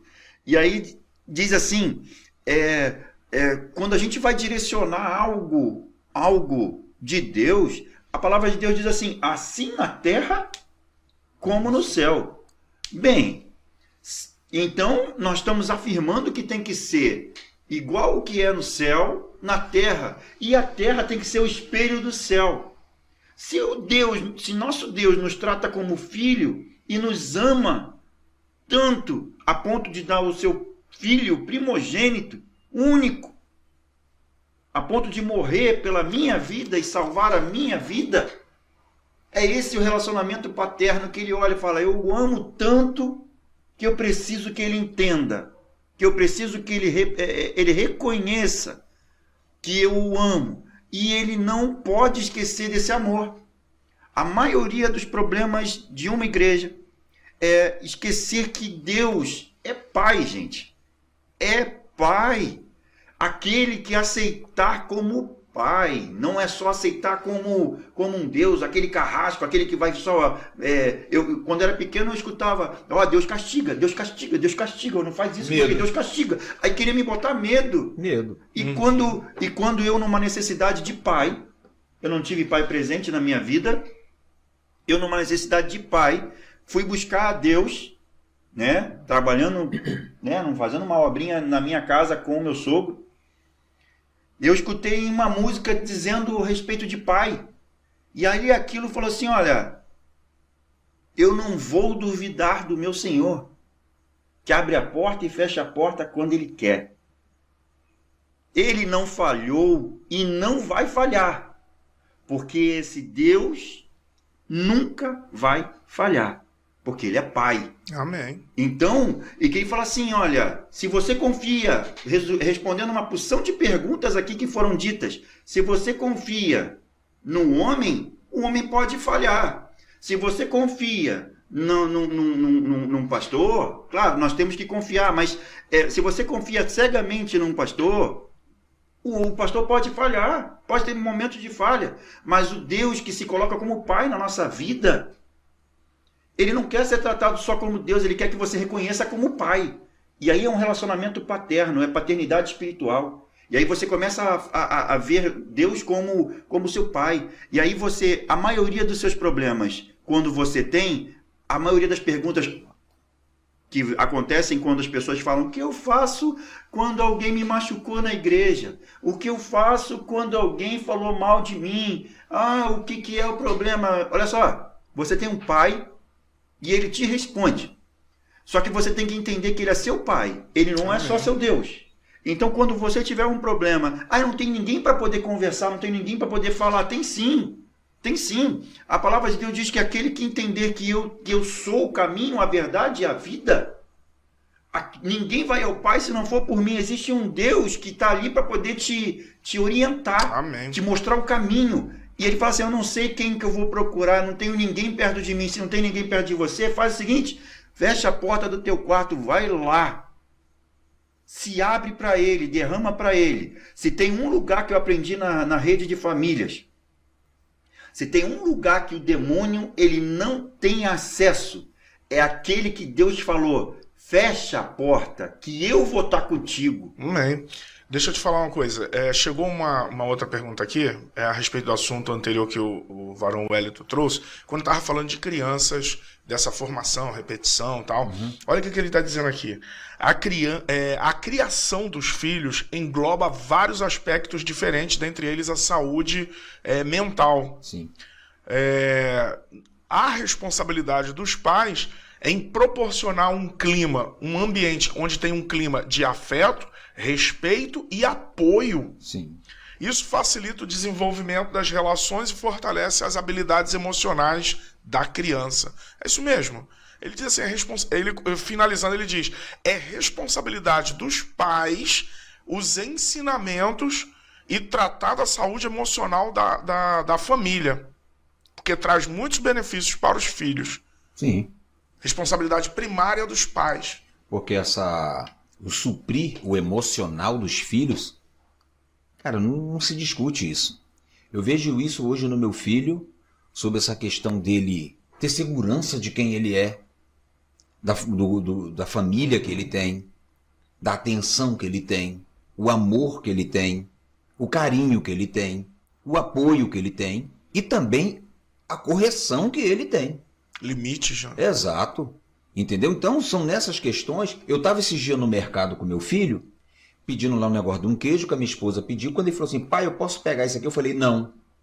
Tinha uma menina trabalhando lá, né, uma afetiva. Ela chegou para mim e falou assim na mesma hora, foi isso que está fazendo falta na minha vida hoje. O não do meu pai. Então, quando ela falou isso para mim assim, eu falei, fiquei assim, meio sem ação, né? Aí ela falou assim, isso aí sempre fez falta na minha vida. Então essa questão que ele está dizendo aí é verdade, esse suprir Essa imagem paterna e a imagem materna, a proteção, a providência, vem da mãe, o carinho, o amor, isso faz falta na formação psíquica de um ser. Porque se ele não tiver essa completude dos dois lados, ele vai crescer faltando. E como eu falei, se ele não tiver o suprir da mãe, ele vai crescer, o menino vai buscar numa esposa a mãe. E as pessoas estão terceirizando isso, né? Não pode. Olha o que outra pessoa está dizendo aqui. O que prejudica a autoconfiança das crianças é o ambiente de crítica e cobrança excessiva. Está dizendo que essa cobrança excessiva e críticas prejudica a autoconfiança da criança. Isso aí me dá um exemplo com meu filho. Ele estava tendo problema na escola, nós colocamos num reforço. E quando foi um dia eu ajudando ele a fazer o dever, ele falou assim: pai, eu não sei. Eu falei: mas você não tem que saber. Você está na escola e vai aprender. Cara, aquilo ali, parece que aquilo virou. Ele não precisou mais ir para a explicadora. Eu falei assim: você não tem que saber, você está na escola para aprender, meu filho. Você tem que fazer. Se você não sabe, você está na escola para isso. Então ele ficava naquela cobrança dele com ele mesmo. Não, eu tenho que saber. Eu falei: não, você tem que aprender. Você não tem que saber. Para você saber, primeiro você tem que aprender. Muito bom. Varão Guilherme, a pessoa está dizendo aqui, como lidar com as frustrações dentro da família. Perdi a esperança. O meu cônjuge não me satisfaz mais emocionalmente. Houve algum desprendimento emocional por causa de alguma frustração. Como fazer? Como lidar com essa situação? Como lidar com a frustração nesses aspectos? Olha, infelizmente, a pessoa que depende do outro para poder ser alguma coisa, para poder viver, ela vai se frustrar muitas das vezes. Porque a pessoa tem que ser feliz em servir, a pessoa tem que ser feliz em fazer. Tenho um exemplo, né? Em 2 exemplozinhos rápidos, que diz assim: tinha um pai, estava tratando um pai por causa desse problema. Ele falou assim: eu cheguei numa roda de amigos, e aí os filhos começaram a falar das coisas que estão fazendo, que não sei o quê, e nisso tinha o tio dele, tinha não sei quem, tinha outras pessoas, focando no tio. Daqui a pouco, eu olhei ele falou assim, aí começou a falar, e todo mundo, os pais: pô, meu filhão, igualzinho papai, pô, meu filhão, igualzinho papai, pô, meu filhão, igualzinho papai. Chegou no filho dele, aí chegou o tio e falou assim: caramba, isso aí, meu sobrinho, igualzinho o tio. E aí eu virei e falei assim: poxa, o que foi? Será? Eu pensei: pô, será que foi traição? Será que, sei lá, que é alguma coisa que aconteceu? Não. O pai terceirizou o ensino do filho todo pro filho, todo pro tio. O tio criou o filho. E aí o que acontece? A imagem do tio passou a ser do filho. É o que você estava falando. Eu falei assim: olha, você não pode terceirizar o seu entendimento, né? Você não pode terceirizar a sua criação. E quando você está vivendo com um cônjuge, né? Eu falo cônjuge para poder separar, pode ser homem, pode ser mulher, o tratamento de homem para mulher, ou de mulher para homem. Sim. Tá? Então a gente usa mais a palavra cônjuge. Quando você vai ver que o cônjuge está sentindo falta de alguma coisa, é falta de diálogo dentro do casamento. O diálogo é a base do relacionamento conjugal. Se você não tem diálogo, se você não tem abertura com o seu cônjuge, tem que buscar ter abertura. Sabe aquela DR que a mulher gosta muito de fazer? Né? Tem que mudar o nome de DR para poder falar assim: olha, eu quero conversar, eu só quero conversar. Para o homem já chegar já... Porque quando vai falar que tem DR, pronto, aí babou. O cara já chega já tudo armado, já chega falando: pô, nada que ele faz está certo, nada que ele faz está... Chega em casa, está tudo errado, o que ele vai fazer com o filho está errado, o que ele faz no trabalho está errado, o que ele faz na igreja está errado, o que ele faz com os amigos está errado. E aí a mulher quer receber algo diferente. Você não pode colher aquilo que você não plantou. Então você tem que plantar algo. Varão Guilherme, eu estava dizendo que existem 4 grandes causas, talvez, óbvio, isso não é exaustivo, é exemplificativo. Existem 4 grandes causas do divórcio, né? Tem até foi elencado agora em 2020, na pandemia, o que causa o divórcio. Porque houve um acréscimo de 40%, segundo o Conselho de Cartórios, né? O Conselho Brasileiro de Cartório. Muito tempo junto, começou a dar problema. Então, elencaram. Primeiro, traição. Traição pode ser emocional, pode ser fática ou ela pode ser virtual. Segundo, a frieza no relacionamento. Aquela piada já não faz mais sentido, já não tem mais graça. Falta de diálogo, não tem comunicação do casal, vai chegar ao divórcio. E, por fim, problemas ligados à questão financeira. Muitos problemas financeiros acabam acarretando também em divórcio. Então, são questões a serem tratadas, né? A serem observadas. Chegou uma pergunta aqui agora, a pessoa diz assim: eu frequento a igreja há mais de 10 anos e percebo um aumento absurdo em psicopatas espirituais dentro da igreja. Olha o que ela diz aqui, ó. Essas pessoas que têm dificuldade em sentir empatia, remorso, pessoas que são manipuladoras e mentirosas, existe excessivamente dentro da igreja. Gente, nossa, eu não sei nem o que dizer, eu quero ouvir o Wellington. Existe essa possibilidade de psicopatas espirituais, psicopatas emocionais dentro da igreja, pessoas que têm dificuldade de sentir empatia, remorso e pessoas manipuladoras e mentirosas dentro desse ambiente. Meu Deus, essa pessoa está extremamente traumatizada. Deixa o teu telefone aí para buscar um tratamento. Estamos aí. Mas a grande questão disso tudo eu vejo a relação sobre quando a Bíblia diz que no final de tudo, né, o amor de muitos se esfriaria. E nós já estamos passando por isso. Hoje o amor está complicado. A questão da ajuda, da empatia. E isso até dentro do casamento que nós estamos falando aqui. Sobre essa questão do individualismo dentro do casamento. Vive junto, mas é individual. Isso que essa pessoa está passando aí nessa pergunta, nessa fala dela, é essa questão que isso está sendo geral, não somente dentro da igreja. As pessoas estão muito frias. As pessoas estão muito... Sobre essa questão, não tem mais empatia, não se coloca no lugar do outro. Tá um negócio, aquela questão humana, como eu falei aqui da palestra que eu dei lá na empresa sobre essa questão de relacionamento, eu perguntei lá nessa palestra assim, será que eu sou uma pessoa boa para se conviver? Será que eu sou uma pessoa boa para ficar um dia inteiro dentro de uma empresa? Será que eu sou bom para se relacionar comigo mesmo? Será que eu sou essa pessoa? Eu falei assim, se eu estiver dentro de uma empresa com 300 funcionários, só que esses 300 funcionários sou eu, 300 o Wellington, como é que vai ficar essa empresa lá dentro? Será que vai ter problema? Será que vai ter briga lá dentro? Eu acho que não vai ter, né? Porque o nosso grande desafio, ô Guilherme, porque é sempre o outro. É sempre. E nunca sou eu, tô aonde? Nos exemplos, eu sempre sou Davi e o outro é sempre Saul, né? É sempre o outro, é o outro. Mas eu sou Davi, o outro é Golias. Mas aí uma pergunta psicanalítica agora, até as perguntas que nós recebemos aí. Aquilo tudo que mexe comigo, até que ponto aquilo fala de mim? Até que ponto? Verdade. Aquilo fala de mim. Aquilo que tanto me deixa indignado, até que ponto isso aí está falando de mim? Porque isso mexe muito comigo. Meu Deus.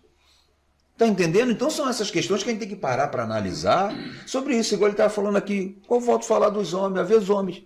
Mas eu dou de tudo. Eu pago isso, eu pago aquilo, eu pago a escola, eu compro o skate, eu comprei o tênis, eu comprei.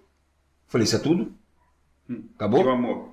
E atenção, carinho, beijo, afeto, assistir um filme junto, brincar, andar de bicicleta, jogar uma bola, abraçar, beijar, cair no chão, brincar de luta. Até mesmo a exortação. Isso é de graça. Andar na chuva. Andar na chuva, lavar um tapete junto, lavar um quintal. Mano, olha a pergunta que chegou aqui. A minha filha se casou com um bom homem, trabalhador, responsável, servo de Deus. Mas quando saiu de casa, fiquei muito triste. E até hoje sinto o desejo de que ela volte para casa. Tem uma síndrome chamada síndrome do ninho vazio, né? Sim. Como resolver isso? Varão Guilherme, você que trabalha com família, como resolver isso? Essa ausência, essa sensação de ausência. Os pais, quando eles ganham o filho, é igual discipulado, né? Eles ganham, né? Discipulam por um período e eles precisam chegar a um momento da consolidação. Da consolidação de quê? Do próprio... O que vai acontecer na consolidação? Vai acontecer a emancipação da pessoa e dos pais. Porque na vida dos pais, a Bíblia fala, a vida não é o seu filho. A sua vida não é o seu filho, a sua vida é seu cônjuge. Então, você tem que criar o seu filho. A sua vida é o seu cônjuge. Ah, mas como assim minha vida é meu cônjuge? Sim, a palavra de Deus diz, e unirá seu esposo numa só carne. Então, a sua vida é o seu cônjuge. Então, se você olhar com olhos de águia, né? Protegendo o seu ninho, né? Leoa, protegendo o seu para sempre, o seu filho às vezes vai ter uma necessidade muito grande de sair mais rápido de casa, né? De sair mais rápido de casa. Um fato aqui. Pode falar. Pode falar. Porque você está falando aí, tem tudo a ver. Mas existe aquela questão que às vezes um dos cônjuges se apega a um filho porque às vezes seu relacionamento não está muito bom. E aí o que acontece? E aí passa a usar o termo possessivo. Meu filho, minha filha. Né? E chegou um caso de que o casal teve um filho, o rapaz. Só que esse rapaz com 16 anos de idade, ou 17, ele ainda mamava na mãe. Que isso? Que isso? O meu irmão mamou até os 8 anos. Olha, que isso? 17! É o primeiro caso que eu vejo com e aí o que aconteceu com isso? O pai infartou. O pai infartou. Então, essa questão dessa ligação emocional do ser humano é uma coisa assim, meu Deus, infinita. Quando Enéas disse que o ser humano é um universo, ele estava falando do infinito. E hoje eu entendo melhor. Ele fala essa que palavra. É um universo em miniatura. Exatamente, aquele cara ele era muito inteligente. Crânio. Né? Então o que acontece com isso? Então esses laços parentais que nosso inconsciente vai criando, tem muitos outros que não dá para citar aqui. Esses laços que vão se criando, mas surge sim a síndrome do ninho vazio, porque às vezes a pessoa deposita a sua parte sentimental, transfere. Como você falou, é com o marido? Sim, tá certo. Mas só que às vezes não supriu. Houve ali umas frustrações.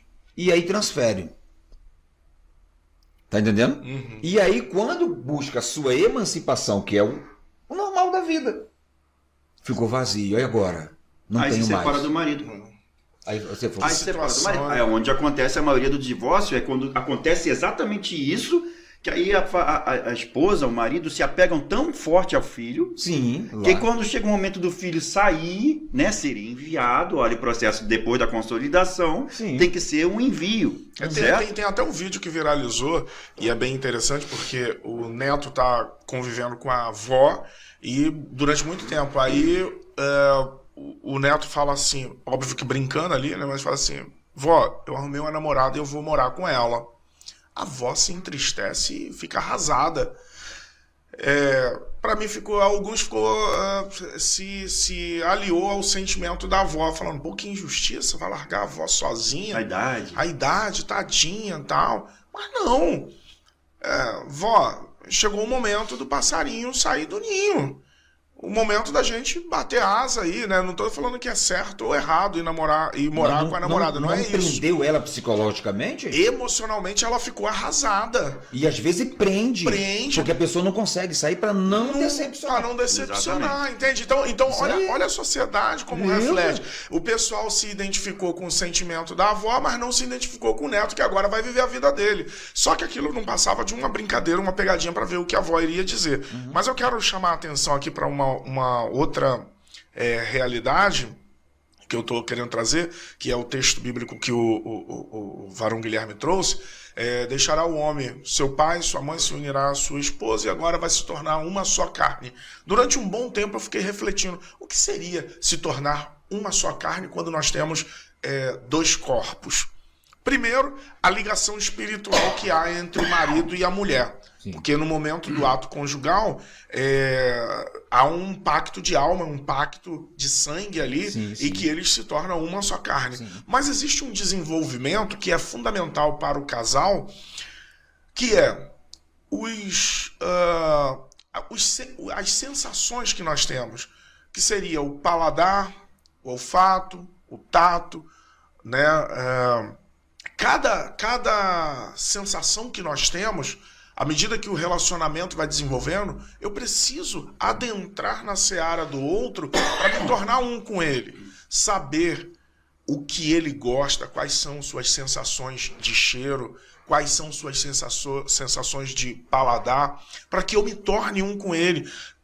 O que ele gosta de ver, como ela gosta de ver, o que gosta de ouvir. Eu tenho uma impressão que essa unidade de corpo e alma entre marido e mulher precisa ser sempre aperfeiçoado nesse sentido.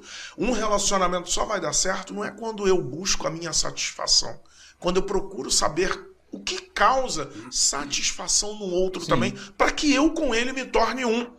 É o que a Bíblia diz, poderão andar dois juntos se não houver entre eles acordo. Exatamente. Não tem como. Não tem como. Então só tem uma forma de eu e você nos tornarmos um, respeitando mutuamente e conhecendo, não só o autoconhecimento, mas conhecendo o outro também. Sim. É a forma, a maneira de nos tornarmos um. A Bíblia fala isso também para a gente fazer com Deus, né? Que fala assim, olha, aquele que não se tornar, não deixar tudo para trás e me seguir, né? Se tornar um espelho meu, né? Seguir o que eu falo, meus ensinamentos, os meus mandamentos, né? Vai ter dificuldade na vida, então vamos lá, caminha junto comigo. É difícil uma pessoa hoje compreender que as suas vontades têm que ficar em segundo lugar. Como é que Deus fala? Fala assim, olha, eu vou cumprir todas as suas necessidades, né? Jesus é nosso noivo, não é? Jesus é nosso noivo. Um dia nós vamos adentrar os céus e ceiar com ele, né? E entrar na igreja dos céus, comungar com todos eles. Então, em nome de Jesus, o que falta hoje em dia de entendimento para essas pessoas é entender que Deus é Pai, Ele não é padrasto, é entender que a empatia tem que começar dentro da sua própria casa. Você tem que querer saber o que necessita seu filho. Você tem que querer o que necessita verdadeiramente sua esposa. Você tem que saber... Eu vi um exemplo de uma esposa que usou o cartão de crédito do marido. O marido ficou indignado. Usou o cartão de crédito do marido. O marido ficou indignado. Quando chegou no final do mês, aí ela virou e falou assim, o que você comprou? O que você comprou? O que você fez? Quando daqui a pouco chegou, a esposa chegou pra gente e falou assim, eu usei para fazer meu cabelo, minha unha, me deixar bonita para você. Aí pode olhar aqui, ó, tá vendo esse nome aqui do cartão? É o salão onde eu fui, as coisas que eu comprei foram na farmácia. Aí você tá vendo aqui, ó, tudo isso aqui, fiquei tentando ficar bonita para você. E você pensando que eu estou fazendo... Cadê a empatia? Primeiro, se houvesse... a comunicação, né? A comunicação. É o que você falou, o acordo. Nada na vida é só de uma pessoa. Quando você casou, agora tudo é dos dois. Isso aqui é meu. O problema maior dos casais é entender que nada do casamento... não, eu vou ver a minha parte do armário. Peraí. Gente, não, eu vou comprar um carro, é meu carro. Eu vou fazer, é minha... Não. É o meu salário, é o meu salário. Agora não, agora é o nosso carro, a nossa casa, nosso dinheiro, né? Tem um livro muito bom acho que é Salvo o Melhor Juízo, Daniele An, da CPAD, que é Até que as Dívidas nos Separem. Também eu gosto muito, tem um livro, né, muito bom, esse livro não é cristão, mas é um livro de conhecimento fantástico, que é Casais inteligentes enriquecem juntos, né? Muito bom, muito bom. Bom, gente, deixa eu falar uma coisa. O papo tá muito bom, mas nós estamos chegando ao final do nosso encontro.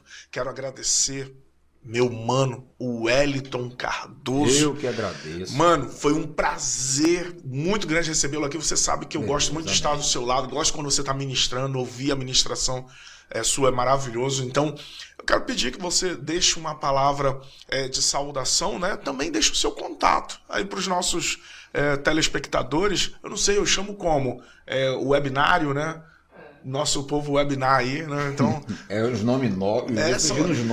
Diz uma mãe, eu tenho uma mãe que viralizou aí dizendo: meu filho está se preparando para as profissões do futuro. E as profissões do futuro estão todas elencadas aqui na internet. Então, meu mano, muito obrigado.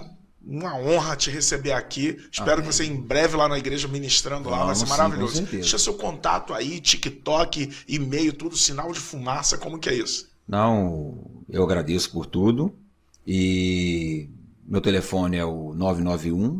Pode olhar para lá, para cá, olha para cá. 837850. E atendemos também online, né? E presencial. E trabalhamos com casais ali, tudo como nós já falamos aqui. E tem Instagram, que tem lá o Wellington Cardoso, né? O Wellington Palestrante, que fala lá muito também sobre essa questão psicanalítica. Também, que foi muito bom para a minha vida e agora para a gente poder transmitir para os outros, né? Então eu que agradeço a oportunidade que você sempre dá para a gente aqui e estamos aí à disposição, a seu serviço. Opa, estamos sempre juntos servindo ao reino. Muito obrigado por tudo. Muito bom tê-lo aqui, com certeza teremos outras oportunidades. Sim. Quando você vier agora trazer a doutora Ana também, né? Para estar aí. Ela tem uma palavra muito boa, a gente sempre fica degustando aquela palavra maravilhosa. Se quiser depois fazer até para casais, olha aí, que legal. Pronto, fechou. Você deixou o telefone, o número? Eu já falei, já. Maravilha. Varão Guilherme, querido, esse é o cara. Muito bom. Sábado estaremos juntos no Café de Pastores da Conexão. Infelizmente o apóstolo José não vai poder estar, né? Não vai poder estar, ele vai estar participando de um encontro, né? Radical, ele vai ser radical agora, né? Vai trabalhar nesse encontro, mas ele já deixou tudo preparadinho para a gente organizar lá. Muito bom. Meu mano, muito obrigado pela sua presença, sua participação, a sua experiência aí com os casais, muito boa. Quero pedir que você, né, esteja aí deixando sua palavra final e também o seu contato aí, TikTok, e-mail, WhatsApp, tudo. Até eu aí. vou atrás dele. Já peguei o contato dele tudo aqui. Muito bom. Bem, eu que agradeço, né, estar aqui mais uma vez, né, contigo mais uma vez, é a primeira vez aqui no RamaCast, né? Mas a gente está sempre junto e eu gosto muito de estar com vocês e vamos estar junto também no Café de Pastores, né, que vai ser lá em Xerém, em Atos, né? Na igreja Atos, do pastor Jorge Carneiro. Isso, Jorge Carneiro, sábado, 8 horas da manhã, vai ser uma bênção. E meu telefone de contato é 21... Olha aqui pra câmera. 219-8235-4835. Né? E Instagram, para quem quiser me procurar no Instagram, é Guilherme Júnior. E o nome do usuário é guilherme.jrcom. Guilherme.jrcom. Lá a gente pode ter o contato também pelo direct e tudo que você precisar. Por quê? Dia 31, sábado agora vamos ter o café, no dia 31 de agosto nós vamos ter um jantar de casais na nossa igreja, maravilhoso, o pastor Ricardo vai estar lá ministrando a palavra pra gente, o pastor Ricardo da Igreja Batista, né, de Imbariê, vai estar também ministrando lá pra gente, vai ser uma bênção, né, ele e a esposa dele vão estar lá ministrando, né, e no próximo mês de setembro já vamos iniciar o nosso curso de Casados para Sempre. Então, você que de repente quer fazer esse curso de Casados para Sempre, né? É o curso de Paz para Toda a Vida, você pode nos procurar que a gente vai estar direcionando a melhor data, o melhor momento, uma equipe para poder ajudar vocês que precisam de ajuda no seu casamento, vocês que precisam de ajuda de orientação para sua família, filhos, vocês que precisam entender seus pais, né? Procurem entre em contato com a gente pelo telefone, que acabei de passar para vocês, ou pelo Instagram, que nós passamos as orientações todas certinhas. E aí eu vou fazer um convite aqui ao nosso amigo aqui presente, né, que vai estar lá na igreja também ministrando com a gente, né? Eu já vou laçar, já falei para ele que vou laçar. Gostei muito de estar com vocês, amei de verdade. Em nome de Jesus, eu queria agradecer você, pastor, que Deus te abençoe, amém, né? Multiplique o que a sua mão faz, porque em nome de Jesus é sempre bênção. Amém, muito bom. Bom, gente, eu quero agradecer, eu vou pedir aqui o meu querido da técnica, já tô amando esse cara, o Patrick, é o cara que nos suporta. Eu vou botar aqui na câmera deles, Patrick, o nosso livro aqui bem pertinho, pode ser? Consegue visualizar daqui? Consegue? Tá aqui, gente, o nosso livro, Frutos da Perseverança, quando desistir não é a opção. Muito legal, né? Um livro aí feito pela Eglo, do nosso amigo querido de Deus lá, me ajuda, o nome dele, o Marcelo, nosso querido Marcelo, cientista abençoado. E você que deseja nos convidar para estar ministrando aí na sua igreja, pode ser através do WhatsApp, 21 é o DDD, Rio de Janeiro, 9 na frente, 815374. Não, tá tudo errado. Pouco, meu Deus. 9 na frente, 81547342. Esse é o nosso WhatsApp, tá? Pode fazer contato, eu vou estar respondendo você, vai receber uma mensagenzinha automática, mas eu vou responder. Desejando nos conhecer um pouco aí pelo Instagram, você pode... Tá, tanto pelo Instagram da comunidade Ramá Xerém, a Xerém Underline. Já tem, né? Então pronto, tá muito top aí. Pessoal da África achando a gente lá. A turma da África. Olha, pessoal da África achando, falando, paz, varão, eita glória. Muito bom. Então aí no Instagram você vai ver lá Ramá Xerém. No YouTube, Ramá Xerém vai estar lá junto conosco. Nosso RamaCast vai estar aí no canal do YouTube. Se você puder, inscreva-se em nosso canal. Vai ser uma grande bênção, tá? Também nossa agenda, nós vamos estar ministrando dia 31 no Ministério Avançar, Reviver em Cristo, vai ser uma grande bênção. Dia 24 estaremos com o pastor Ricardo na Igreja Batista Renovada, aqui em Imbariê, Duque de Caxias. Vai ser uma grande bênção, a gente está com a agenda extensa aí, em nome de Jesus, vai ser uma grande bênção. Você querendo que a gente esteja com você, vai ser um grande prazer conhecê-lo, tenho certeza que Deus vai abençoar. Amém? Então quero agradecer a todos. Na técnica, Patrick, valeu, muito obrigado.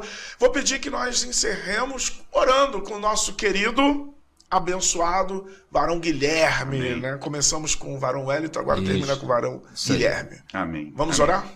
Oremos então. Senhor, meu Deus, meu Pai, a Ti apresentamos essa noite, essa conversa, esse momento de comunhão. Em nome de Jesus, para engrandecer o Teu santo nome, meu Pai. Assuntos foram ditos aqui, meu Deus, para a edificação dos Seus servos. Assuntos foram ditos aqui, meu Deus, para crescimento espiritual e entendimento da Tua vontade para a nossa vida. Em nome de Jesus, meu Pai, eu Te agradeço por cada um dos ouvintes que está ouvindo agora a nossa voz, vendo agora esse podcast. Em nome de Jesus, vem estar agora na casa dessas pessoas, abençoando também essas pessoas, meu Pai, que ouviram, que tiveram um pouco de entendimento da Tua palavra, meu Deus, e que busquem agora o renovo para a sua vida familiar, sua vida conjugal. Em nome de Jesus, nós Te agradecemos por tudo que Tu fizeste e tudo que Tu vais fazer ainda na vida dos Seus filhos, em nome de Jesus. Amém. Amém. Muito obrigado pelo seu carinho, pela sua audiência. Espero que Deus te abençoe rica e abundantemente, te dê uma semana de paz e prosperidade. Eu encerro com um versículo de Apocalipse 21:4 que diz: Ele enxugará dos seus olhos toda lágrima. Tchau, gente. Até a próxima. Comunidade Ramá Xerém, Rua José Gervásio, número 100, Beira Serra, Xerém, em Duque de Caxias, Rio de Janeiro. Telefone 21 981 54 73 42. YouTube, Facebook, Instagram, Ramá Xerém. Reuniões domingo, culto da família 17 horas. Quarta, discipulado 19 horas. Sexta, intercessão 20 horas. Comunidade Ramá, sua família em Xerém.